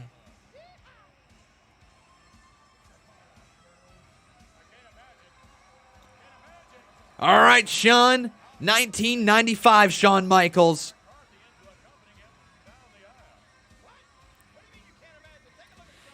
Okay, I understand you're joking around. Not everybody is able to enjoy jokes like that sometimes. And definitely being online leads to some moments where people can't really tell if people are joking around or not. So just play on the safe side of things here, if you don't mind, my man. I appreciate that, though.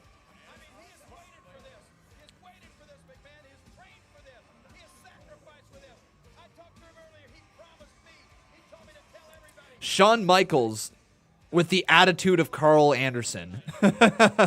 Literally with, like, more flamboyant attitude of Carl Anderson. Literally, picture Carl Anderson with long hair. He could be Shawn Michaels. And that's crazy to say, isn't it? But legit, like, that is, like, the type of vibe this Michaels character had. Carl Anderson in 2021 and 2020. Very much. Ho, ho, ho, ho, ho! Oh, the glass shattering for Diesel. Well, I can see where they got the glass shattering idea for Stone Cold Steve Austin. Hey, Amitty. No. Oh, guys, I didn't want that to be shown. That's just going to cause issues. It's going to cause issues. Amitty, here's the thing, guys. When I address something on your behalf, there's no need to further it on the other way, okay? Oh, there's Pamela Anderson. Well, there you go. Pamela.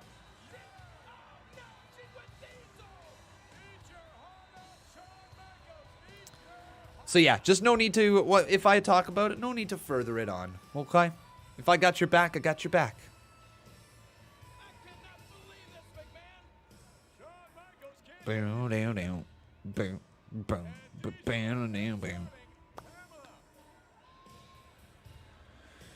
Sounds like the convicts coming to the ring, but it's Big Daddy Cool, Diesel.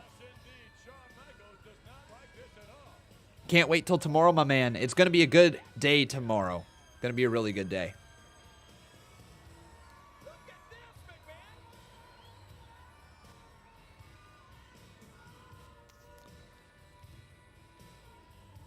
And if you would like to sync up your time, this is exactly where we're at. 1 hour, 36 minutes, and 17 seconds into the show. If you wish to sync it up, there's the time on the screen. Oh, Shawn sent over the top rope immediately. Okay. Diesel making his mark known. And remember, this is the former bodyguard of Shawn Michaels. You got plans for the next 5 days for your birthday? Awesome, man. Oh, and Pamela's going to get in the ring with Big Daddy Cool. Oh, Pamela almost tripped.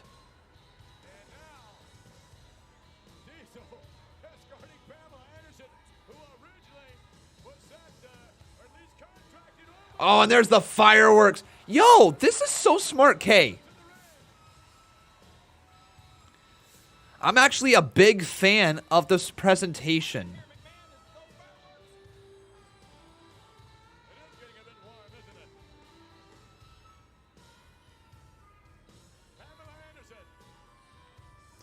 If it's gonna cause issues, I'm not overly interested in seeing it happen. But if you guys can be on the same page, if you can just, you know, they just both just kind of bite your tongues a little bit, and that's that sort of deal. Like, I really not looking for issues to be caused here. I think it would just be nice if we could all just say we love each other and move on. And if we don't actually love each other, then block the other person.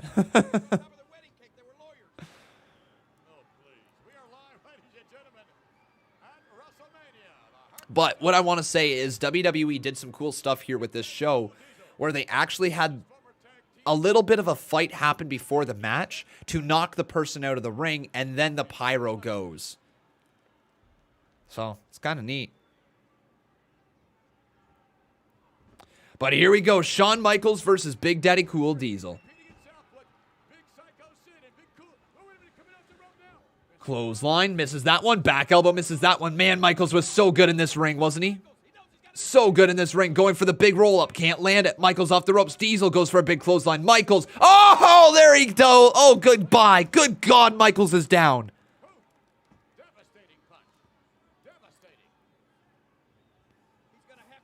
Is there some people literally leaving?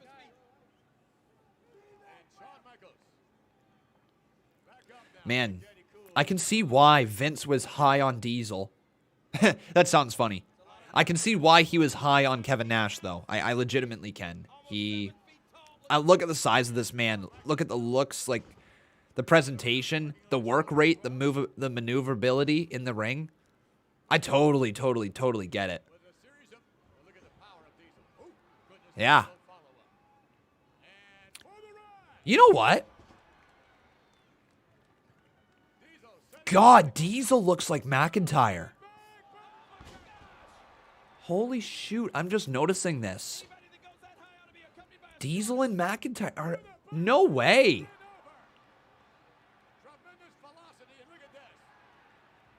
Yo, this might actually be the first time I'm comparing them, but Drew McIntyre and Diesel. Kevin Nash.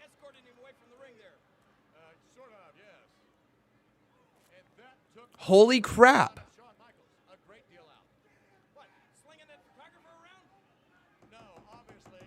That's totally the comparison. I've never really been able to compare Drew McIntyre to anybody before. But that is totally the comparison, isn't it, guys? A guy who could work, move around the ring, was big, intimidating.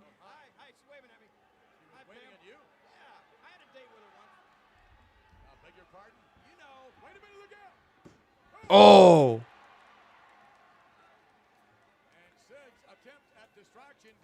How you doing there, Messiah? Welcome to the stream.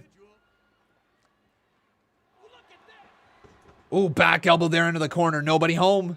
Into the cover. Or not the cover. Some right hands in the corner, I should say. And then shoves him off of his face. Then Michaels right back towards Diesel again. Man, this is a good match. It's actually a really good match. Shoves him off again. Down goes Michaels one more time. Runs into the back elbow. How didn't this main event?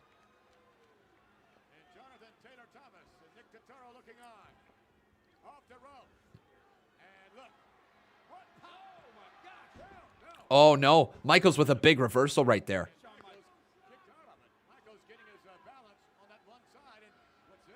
Diesel is a Drew McIntyre if he was 7 feet tall. Both tremendous athletes.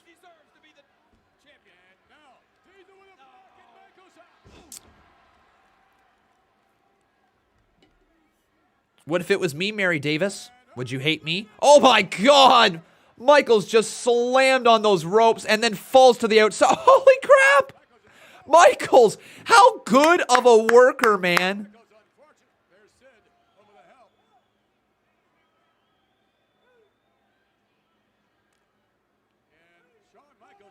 Who knows? Maybe in the future we'll get a match between Botch Guy and Amity. Who knows? In the CMU.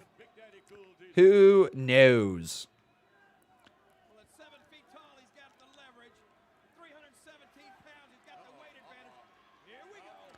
How you doing there, Max? Welcome to the stream.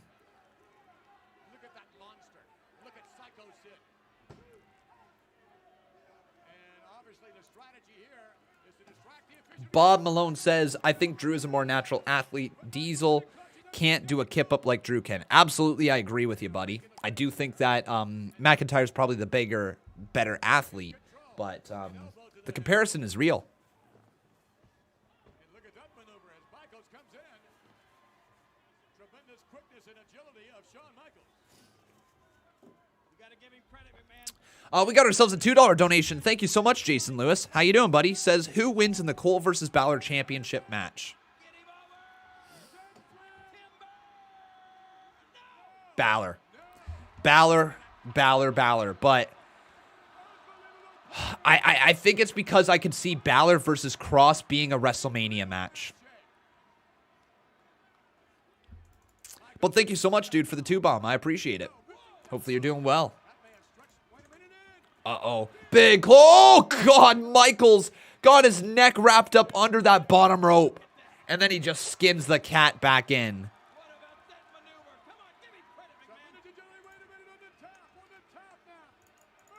Michaels with a crossbody. Down goes Diesel. This match is really good. This has been the match of the night so far already. And look at this. Michaels hammering away. Get in the ring, Shawn. He is out. Michaels gaining the advantage here, King, but you cannot win this title on a countout. Really good showing from both of these men so far. Drag him in. Been literally my favorite thing here tonight. Big drop kick to the face of Diesel.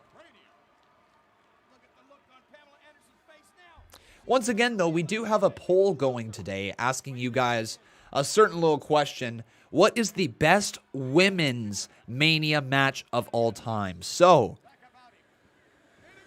if you think it is Ronda Rousey versus Charlotte Flair versus Becky Lynch, do vote Mania 35. If you think it's Lynch, Flair, and Banks, do vote Mania 32. If you think it's Mickey versus Trish, do vote Mania 22. If you think it's Molly versus Victoria, do vote Mania 20. If you think it's Richter and Lauper versus Kai and Moolah, do vote Mania 1. And if you think it's if you think it's Charlotte Flair versus Asuka, do vote Mania 34. Right here in the live chat. And you guys got to make sure you do the exclamation point beforehand. Which one is my choice?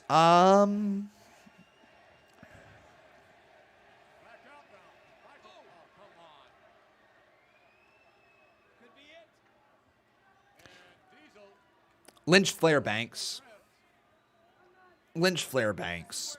That one was really good, wasn't it? That one where the women's championship was, yeah. No, that's the one. Lynch Flair Banks triple threat match, Mania 32. That's my choice. The one that happens to be leading with 59% of the votes as well.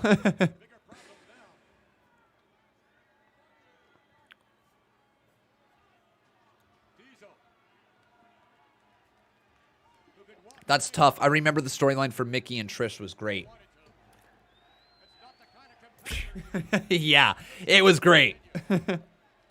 Honestly, the story was so good between them.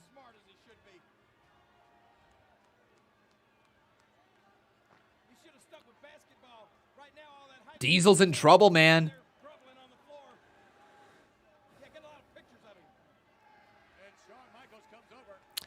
What's your guys' favorite event of the year, wrestling-wise? Is it WrestleMania? Is it Royal Rumble? Is it Money in the Bank? Survivor Series? What is it, guys? Let me know here in the live chat. For myself, it's Royal Rumble. Even though Mania has a certain feel around it, it's Royal Rumble for me.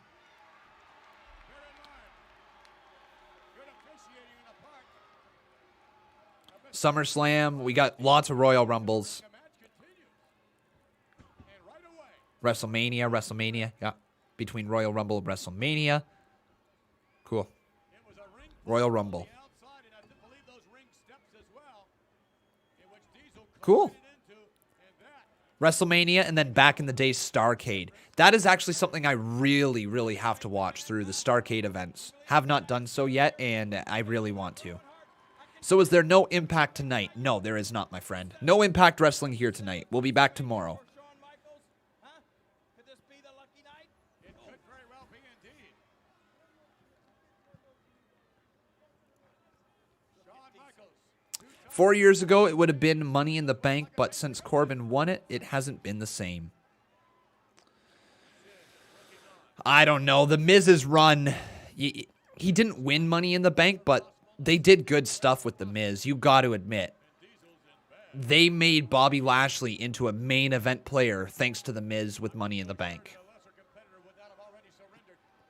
They also elevated Drew McIntyre as a result. I think, honestly, as much of a joke as it was having Otis hold on to Money in the Bank, wasn't the worst thing ever. They got it off of him. Asuka winning the Women's Championship was kind of fun that way. Yeah.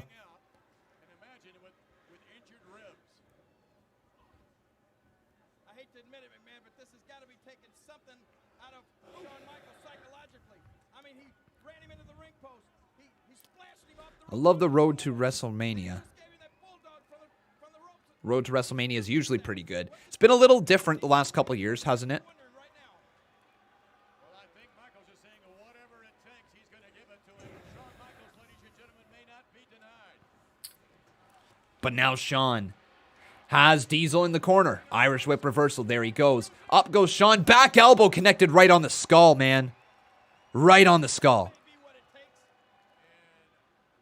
The Miz's run was probably one of the best because they elevated Bobby, Drew, Sheamus as dominant threats on Raw.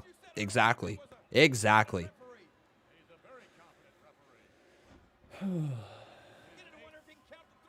You wonder how they will build Cesaro until WrestleMania. I wonder what the plans are for him. Yeah, I don't know. I don't know what the plans are for Cesaro right now. Maybe Seth Rollins versus Cesaro at Mania. Maybe that's the direction they're going in. Maybe. We got ourselves a 5-bomb here from Mr. Amity. Thank you so much, buddy. I appreciate it.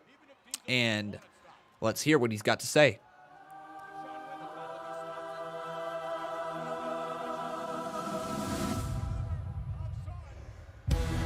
Shawn looking for the elbow drop. Shawn elbow drop. This win solidified Miz as a Hall of Famer. There were doubts previously, Kick out. but now no doubt. I think that's a fair point there, Amity. I think that's a very fair point. We're only 5 likes away, though, from 100. Everybody, make sure you leave a like on this video. Knowing full well he was the underdog in this year's WrestleMania. Oh, boy. Oh, what a throw there. Down goes Shawn, man. Jason Barker says, I can't help but think Keith Lee should have been in the mix when it comes to the WWE title picture this time around. Not sure what's going on with Keith Lee right now. I know he tweeted out, I miss you guys too. Not sure what that means. Let's refresh this now. Oh, Lux 7 is just hanging on to the Boss Battle Championship. Unfortunately, Amity, it was not you. But then Nelly just kind of scooped on in here. And Nelly 1994, hopefully you're doing well. Thank you for your kind message right there. I'm doing okay. I'm actually having really troubles breathing right at this moment. I think that it's still kind of sticking around. It was a panic attack. And, yeah.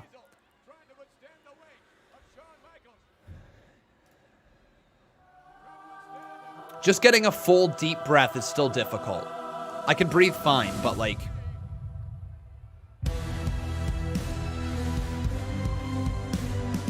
just getting that full deep breath is a little difficult.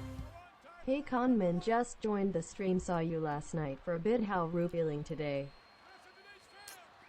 Thank you so much for your support, though, Nelly. Shawn, man, looking for a big old headlock here.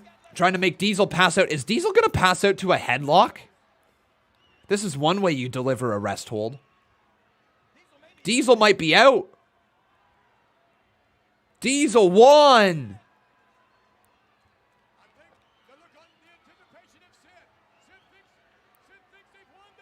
Two. It's going to be over if this hand drops.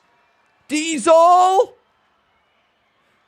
Oh, Diesel's hand doesn't drop all the way. And here comes Diesel.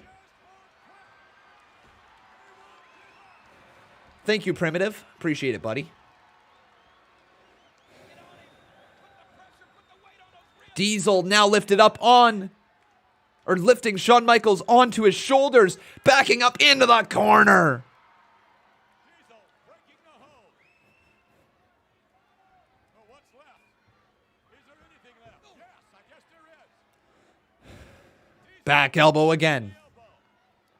And Michaels to the far Now into the corner. Michaels gets run over by a clothesline, and Diesel is really rolling, dude. Diesel now throws him back into the corner again, and Michaels hits hard. back of his head right into that turnbuckle. Yes, and over. Little snake eyes. Shawn is in trouble, man. Big Daddy Cool. Oh, across the back. That Diesel engine picking up more and more momentum.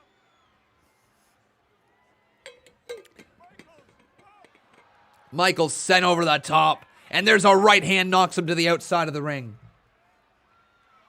And Diesel's going right at that. Stepping over the top rope, going right after Shawn Michaels.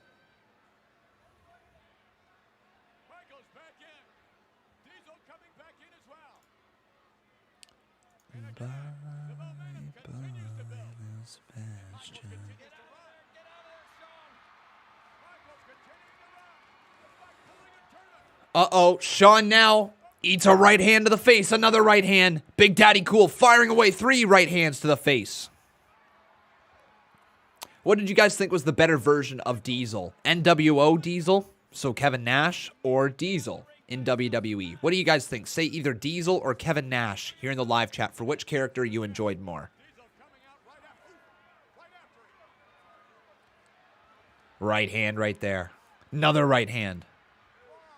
3 right hands.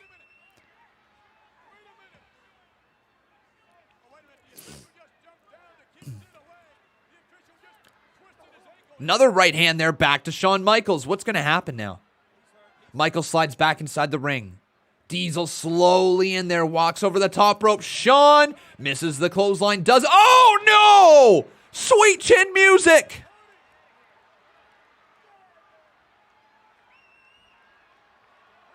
But the referee is not there.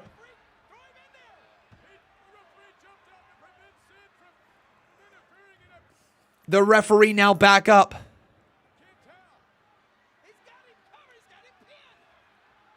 Get to the cover, damn it, ref. 2, kick out by Diesel.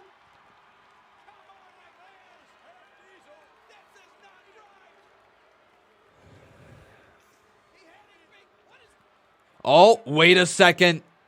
Sid Vicious ripping apart the turnbuckle. The turnbuckle is still open. The steel has been exposed.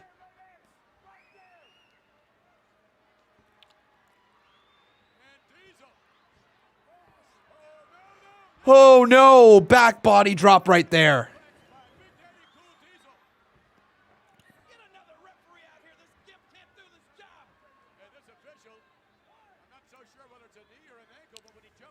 The referee's count is beginning. Count of 3. Yes, Valheim tomorrow. Valheim tomorrow. We're going to be live at like 1:30 p.m. Eastern Standard Time. Maybe even a little earlier. I am looking forward to it.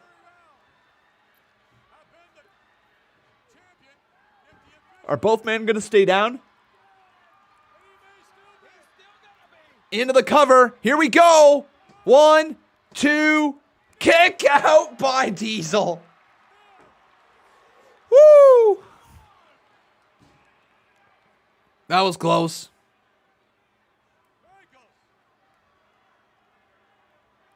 Now Shawn back into the corner. What else is Shawn Michaels thinking here? Shawn. Here he goes. Caught by Big Daddy Cool. He caught him. Side slam delivered. Woo! Now both men are down again. This is unreal. Come on, Shawn. You gotta admit he deserves that title. Anthony Dwyer asking, do I have NXT and AEW tonight? Nope, because it's Tuesday. We'll be live with it on Wednesday, so that's tomorrow, okay? Come on, Sid, scream in his ear. Get him up.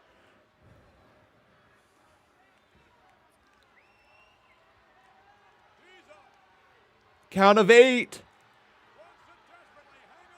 Count of 9. Both men are back up now. Both men are back up. Shawn and Diesel, what else is going to happen, man?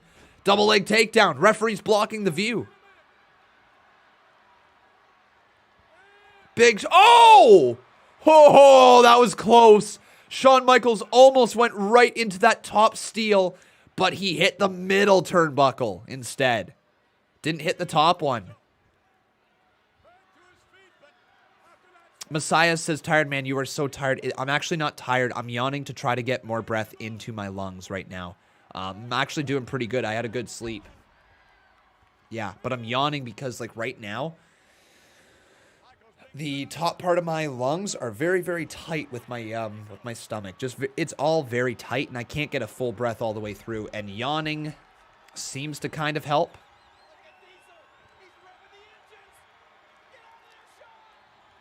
Uh-oh. Big Daddy Cool with a fist in the air.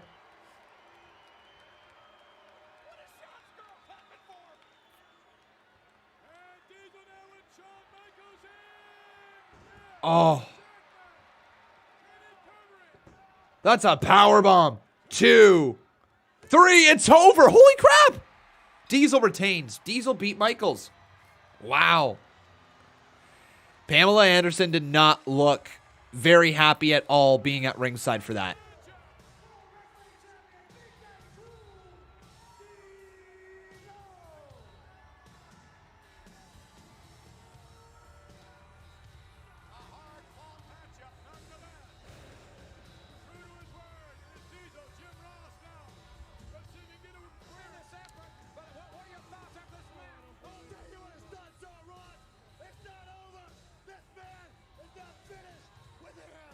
All right. It's literally just anxiety, guys. That's all it is. Some sort of anxiety, panic attack that has continued on from last night, and it's still kind of rearing its ugly head right now. It's okay.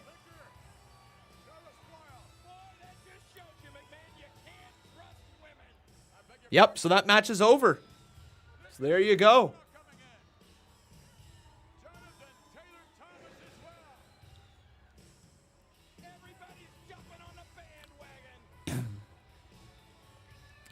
Really trying to make Big Daddy Cool look like a big star right now.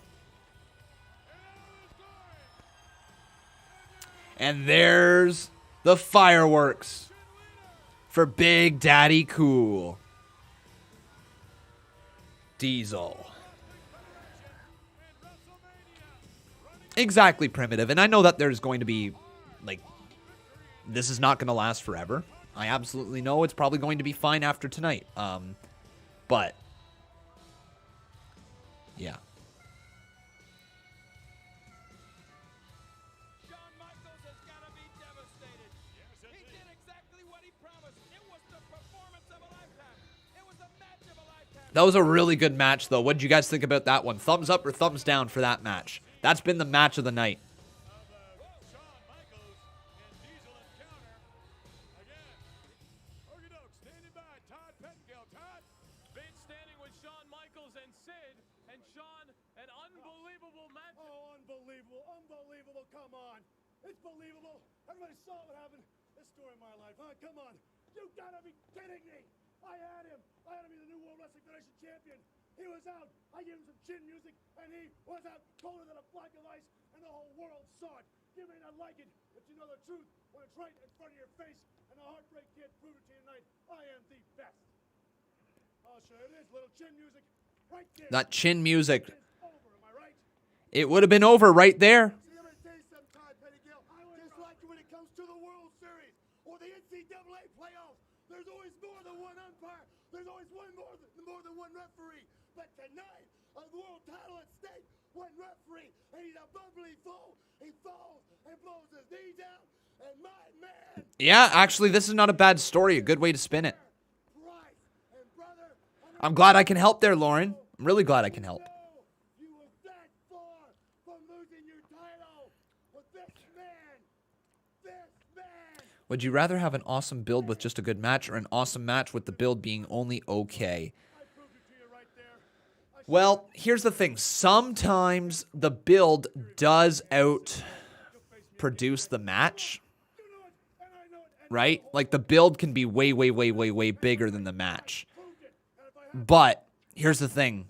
A match can only be so good with no build. So I would much rather just have an okay match with a great build than a great match with no build. Because, like, at least then you get a story. At least then you can buy into what you're seeing there. Because it's all about the story, right? It's all about how the characters are portrayed in the stories. Oh, my good God.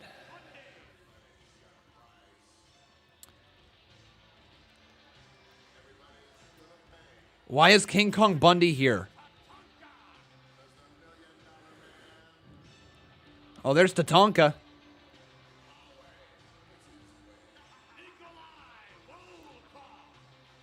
You know that Triple H was as a blue blood aristocrat and formed a character in order to make Shawn Michaels have a partner, and that's when DX formed. Yes. There's Kama.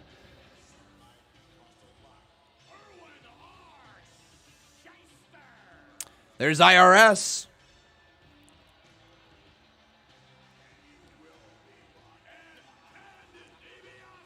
And there's Ted DiBiase. All right. Making their run down to the ring. This is the main event. Bam Bam Bigelow versus Lawrence Taylor, the main event of the show. All right.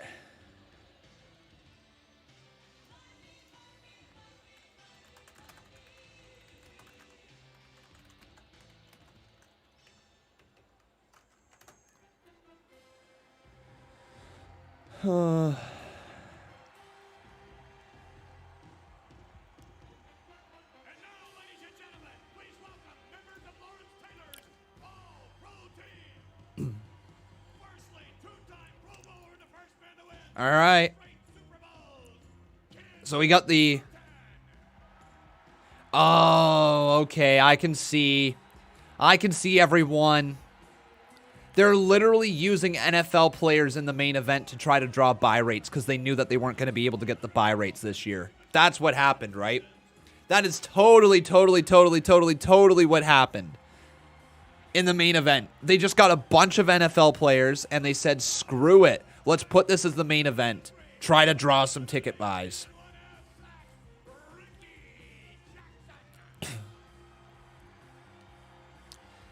Yeah, freaking Bam Bam Bigelow versus Lawrence Taylor, the NFL player.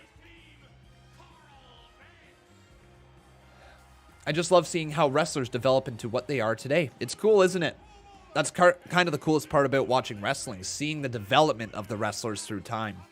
Who ends up becoming a big star? Who did you pick to be a star right from the get-go? Who took you by surprise?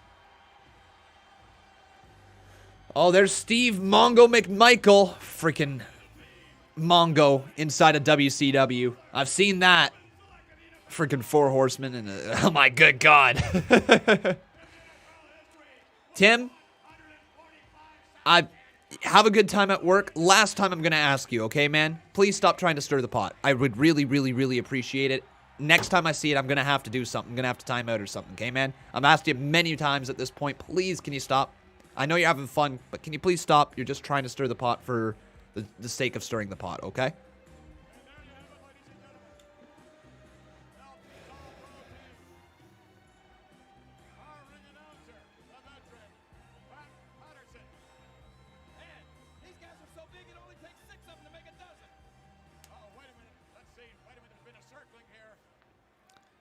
All right. Teammates circling around the ring. Thomas up on the apron. Thomas and Michael come back for the Monday Night Raw. So here we go. It's time for Bam Bam. So what's the story behind this match, by the way? What's the story behind this match with having a bunch of jobbers here against NFL people? And why are the NFL people getting the rub over the wrestlers? Patterson, the referee, no one's going to be able to control this one. This is going to be a tiny run.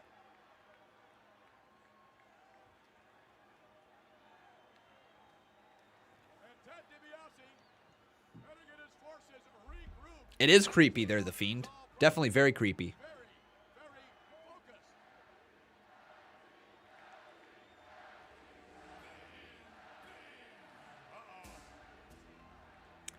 And here comes Bam Bam. Bigelow. I think just about ready. So Bam Bam. Bam Bam could move.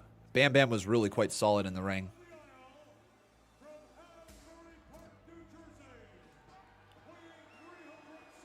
And there's Bam Bam Bigelow. Going after them. What a heel. I can't believe this is the main event. So what's really the story right here? 1995 Royal Rumble. Bam Bam lost the tag team tournament, shoved LT, who was in the crowd, and refused to apologize. Really? That's the main event? That's the build? That's the story behind it? Wow.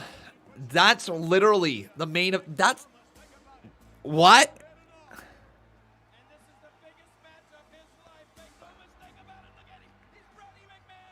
He seemed overconfident, I must say, in the interview with Tom Pettengill. Really? Like that's the match. The athleticism of LT Lawrence Taylor. Well, you're looking at an athlete right there, too, that's second to none. There was an argument at the Rumble, and that's what built to this match.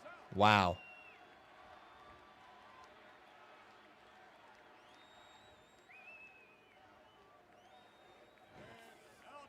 Was the worst story going into Mania. So they literally just had a NFL person, NFL player come in to be the main event. That is, yeah, 95 wasn't good, was it? 95 was not very good.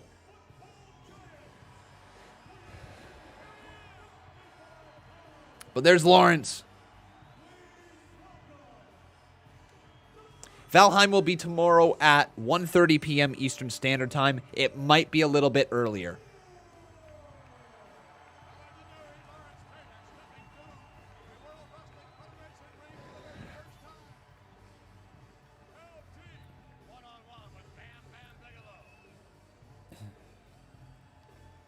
NFL person versus a jobber in some sense. Bam Bam Bigelow?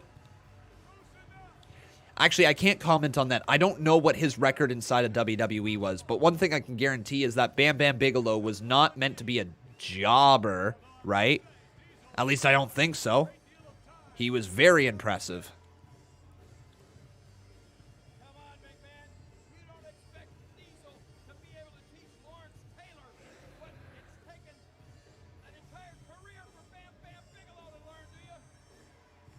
Well, we will see here. Be able to just drill that kind of knowledge into that man's brain in a short time. Can't be done. Oh, okay. That does help a little bit there, Fiend. A little bit. Lawrence Taylor has, I don't care how many quarterbacks he's sacked, he's got to be scared to death right now. We really don't know what to expect, except that I would likely think this is going to be a brawl. I don't think it's going to go very long because Lawrence is there to do what he knows how to do. My good God. I cannot get this breath. This time on wrestling acumen as Lawrence Taylor cornered Big Daddy Cool All right. Could have been pushed so much more for his agility for a man of his size. Should have been used so much more. Talking about Bam Bam, right? Well, let's see how this one goes. We got ourselves roughly 15 minutes left on the show, okay, everybody? 15 minutes roughly left.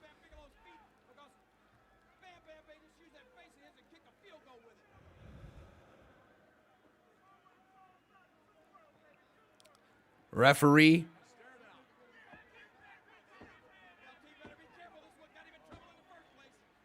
Bam Bam says Ms. E. Enju City says Bam Bam Bigelow was in the first Survivor Series match. This was long before this match. Fair enough, fair enough, fair enough.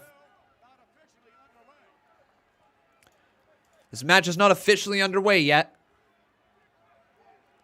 Unbroken says 95 was a great year. Just not for wrestling, right? I mean, 95 was the year I was born, so, hey, you know. Isn't that crazy? This match right here, guys, what we are watching right now, this match is older than me. It was the year I was born, but I was not alive. What a slap there from Lawrence. What a clothesline. It was the year I was born. June 1995. June 4th, 1995. Lawrence again, clothesline over that top rope goes Bam Bam.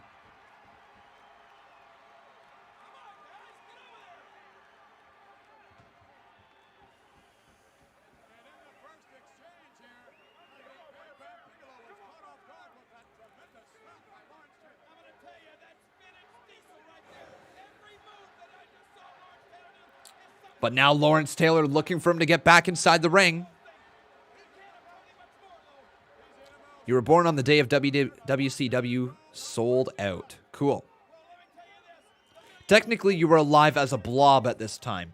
Technically, yes. Technically, I was. I was a blob. I was Blob Man 167. That's what I was.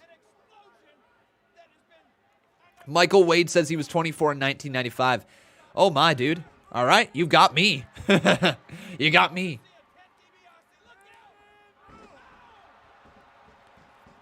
Into the cover. 2, kick out by Bam Bam. This is the main event. When they had Shawn Michaels versus Diesel. Like, all right.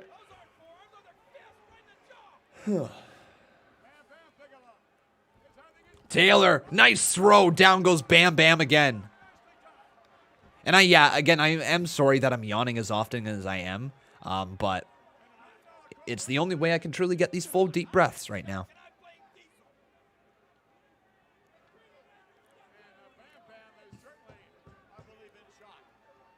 You were 13 in 95. Ooh, so you would have been growing up watching wrestling during this time, like legitimately growing up and watching it, eh? Cowboy 420? Oh, Taylor now getting into a little shoving match, and back inside the ring we go. Bam Bam and Taylor get in there.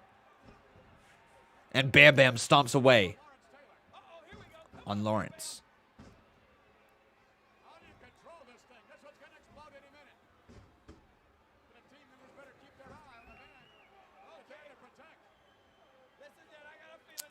Oh, yeah, Luck 7? That's awesome, man. That is absolutely awesome, dude. I wish you the absolute best of luck with everything. Find something that you're interested in and just go to town on it.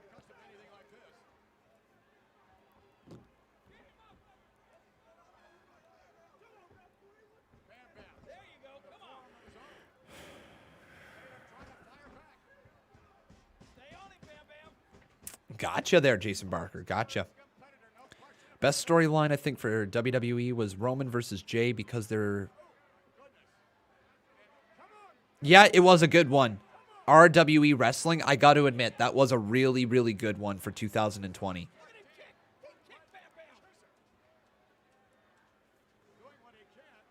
Oh, my. Oh, big shot right there. But Lawrence Taylor working on Bam Bam. This is the main event. Woo, sorry, everybody. I just showed my belly there. I had to stretch, and I just realized I showed my belly. I had to stretch. I realized how gross that might have looked for some of you. I apologize. Literally just go ahead and show my belly with a big old stretch. Oh, my good God, Con Man. That was funny. That was funny.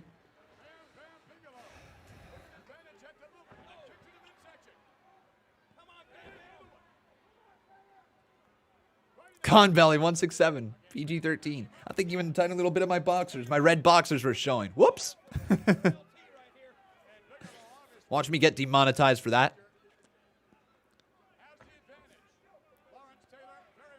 Oh, Lawrence Taylor being choked out by Bam Bam right now.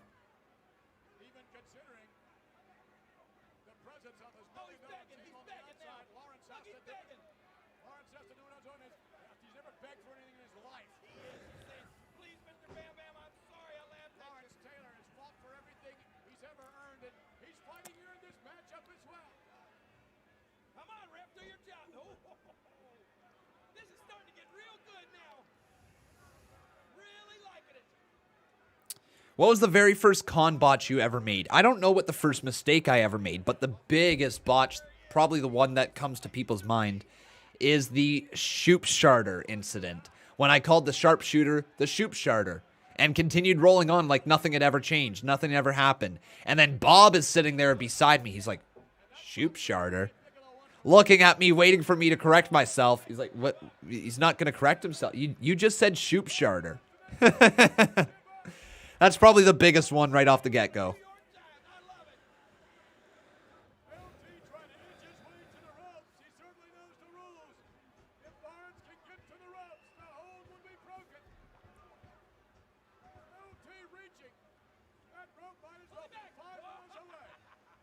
And now Bam Bam pulls him back towards the center of the ring.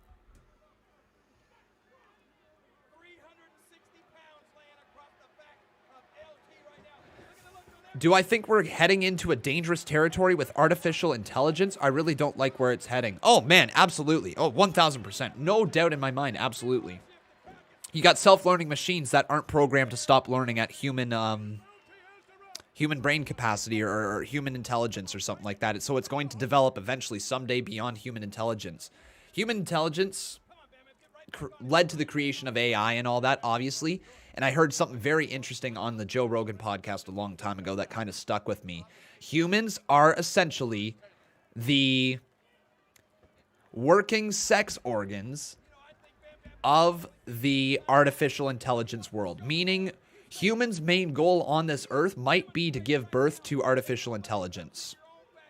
That might literally be the whole purpose in the next stage of evolution of the human gene. Like, that's really kind of what we're here for. It's to develop things, to reproduce, and to develop more things, and reproduce and develop more things to the point where you're probably going to develop something that is much, well, you already have much smarter than humans, and who knows what the future holds at that point. It's already been said that mistakes were made. People didn't program it in. They didn't program a stop point. They didn't program a literal stop learning point. So that means artificial self-learning intelligence is going to learn on its own moving forward.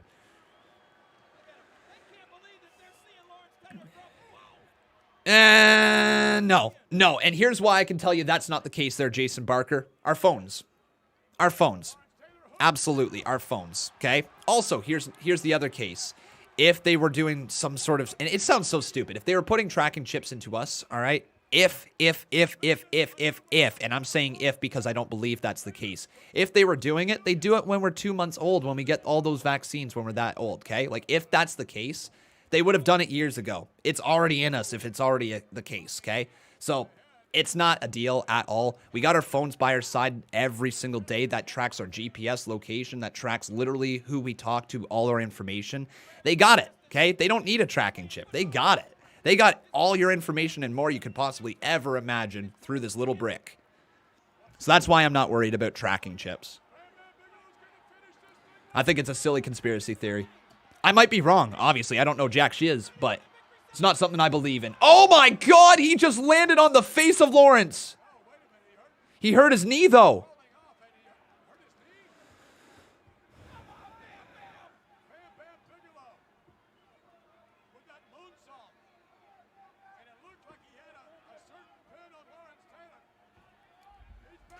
And into the cover. 2. Lawrence kicked out. Wow.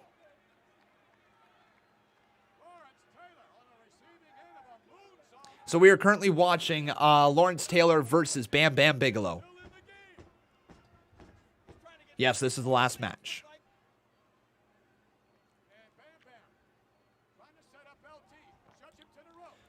Lawrence. What is this? Lawrence. Oh, what a slam.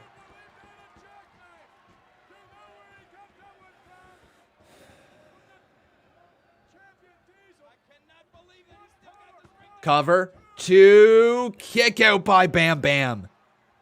Am I feeling better than last night? Yes. Still feeling the lingering effects of the panic attack that I had.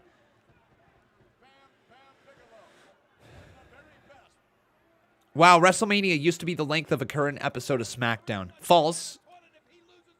This is about a half hour longer than the current episode of SmackDown.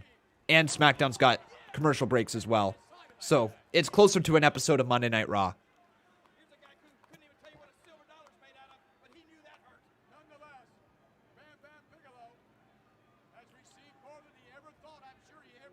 Bam Bam. Oh, with a headbutt right there to LT. And Lawrence is in trouble as Bam Bam's going to ascend up to the top rope. Oh, maybe a second time with the headbutt. Maybe now he's going to go up to the top rope.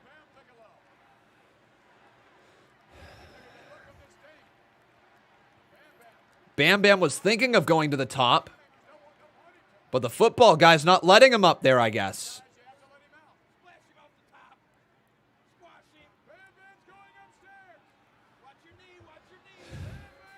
Bam Bam! Flying headbutt. 2. Kick out by Lawrence again. This referee's count is so slow. This ref's count is so slow.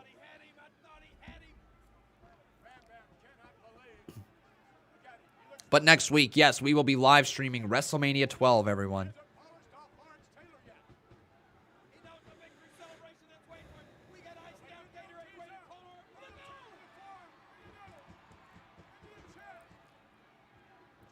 To be quite honest, I know it's going to sound so silly to some people. I legitimately don't care if my data is being tracked in some way, shape, or form. You know what I mean? Like, I truly don't care if, like, they have it that way. I'm just not sure what the reasoning behind it that they want to know. That's all it is. I just don't know. LT now, hang on.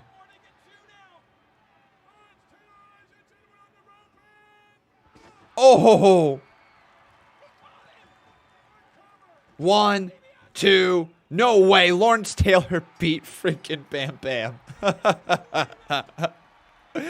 Oh my God. They actually put the NFL people over the WWE people.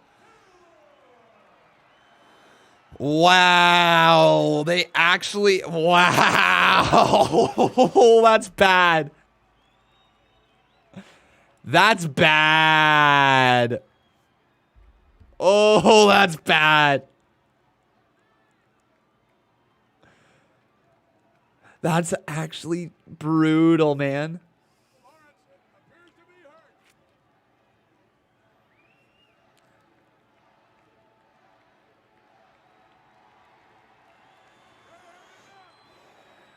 Oh, that opens a whole new can of worms there, Retrota, man. Opens a whole new can of worms.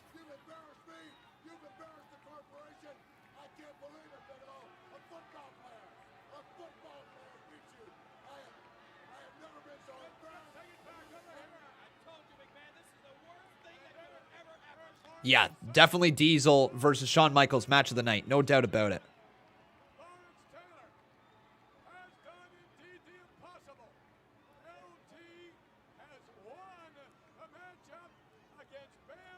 Con, SmackDown was going to be an all-women show until they didn't want it. You mean when they were starting to consider moving back to, like, Friday nights with SmackDown on Fox? Like, is that what you're talking about? If so, I mean, I get it. They probably wanted to be able to try to draw more so than just with the women. They probably wanted to try to draw with both. But yeah. There we go, everybody. That's the show. That is WrestleMania 11. That was something. That was something else, wasn't it? Next week, we're going to be back with WrestleMania 12, okay? And Cubs fan says WrestleMania 12 is 2 hours and 47 minutes long. So it's going to be roughly around the same amount of time that we were live here today. Just a little bit longer, about 20 minutes longer or so. But yeah, that is actually going to be it for us here today, okay? Going to be it for us. I'm not going to be live later tonight with Impact Wrestling. I'm going to take the rest of this off. I'm going to try to get myself just right back to 100%. Get my mindset set right so that I can go tomorrow. And we will be back tomorrow with Valheim in the morning. So Valheim's going to take place around 1:30 p.m. Eastern Standard Time. Somewhere around there we're going to start. It's going to be me and Botch Guy working together on our Valheim world. And then tomorrow night, obviously, AEW and NXT. Then Thursday, we're going to be live with Minecraft in the morning at 11:30 a.m. And then the CMU will be live at 3:30 p.m. Eastern Standard Time that same day. No streams on Friday, Saturday, or Sunday, and then back again on Monday. But that is it for us today. I'm going to try to close this poll so that you guys can get your results here in the chat. The final results, it looks like everybody, for the most part, not everybody, but a lot of people here believe that it was the Lynch, Flair, and Sasha Banks match. That was the greatest women's Mania match of all time. But that's it for me here today, guys. Thank you very much for watching. Have yourself a wonderful rest of your night. I hope you guys are doing well, and thank you so much for all the kind messages. But until tomorrow, everybody, take care. I've been Khan, and that was WrestleMania 11.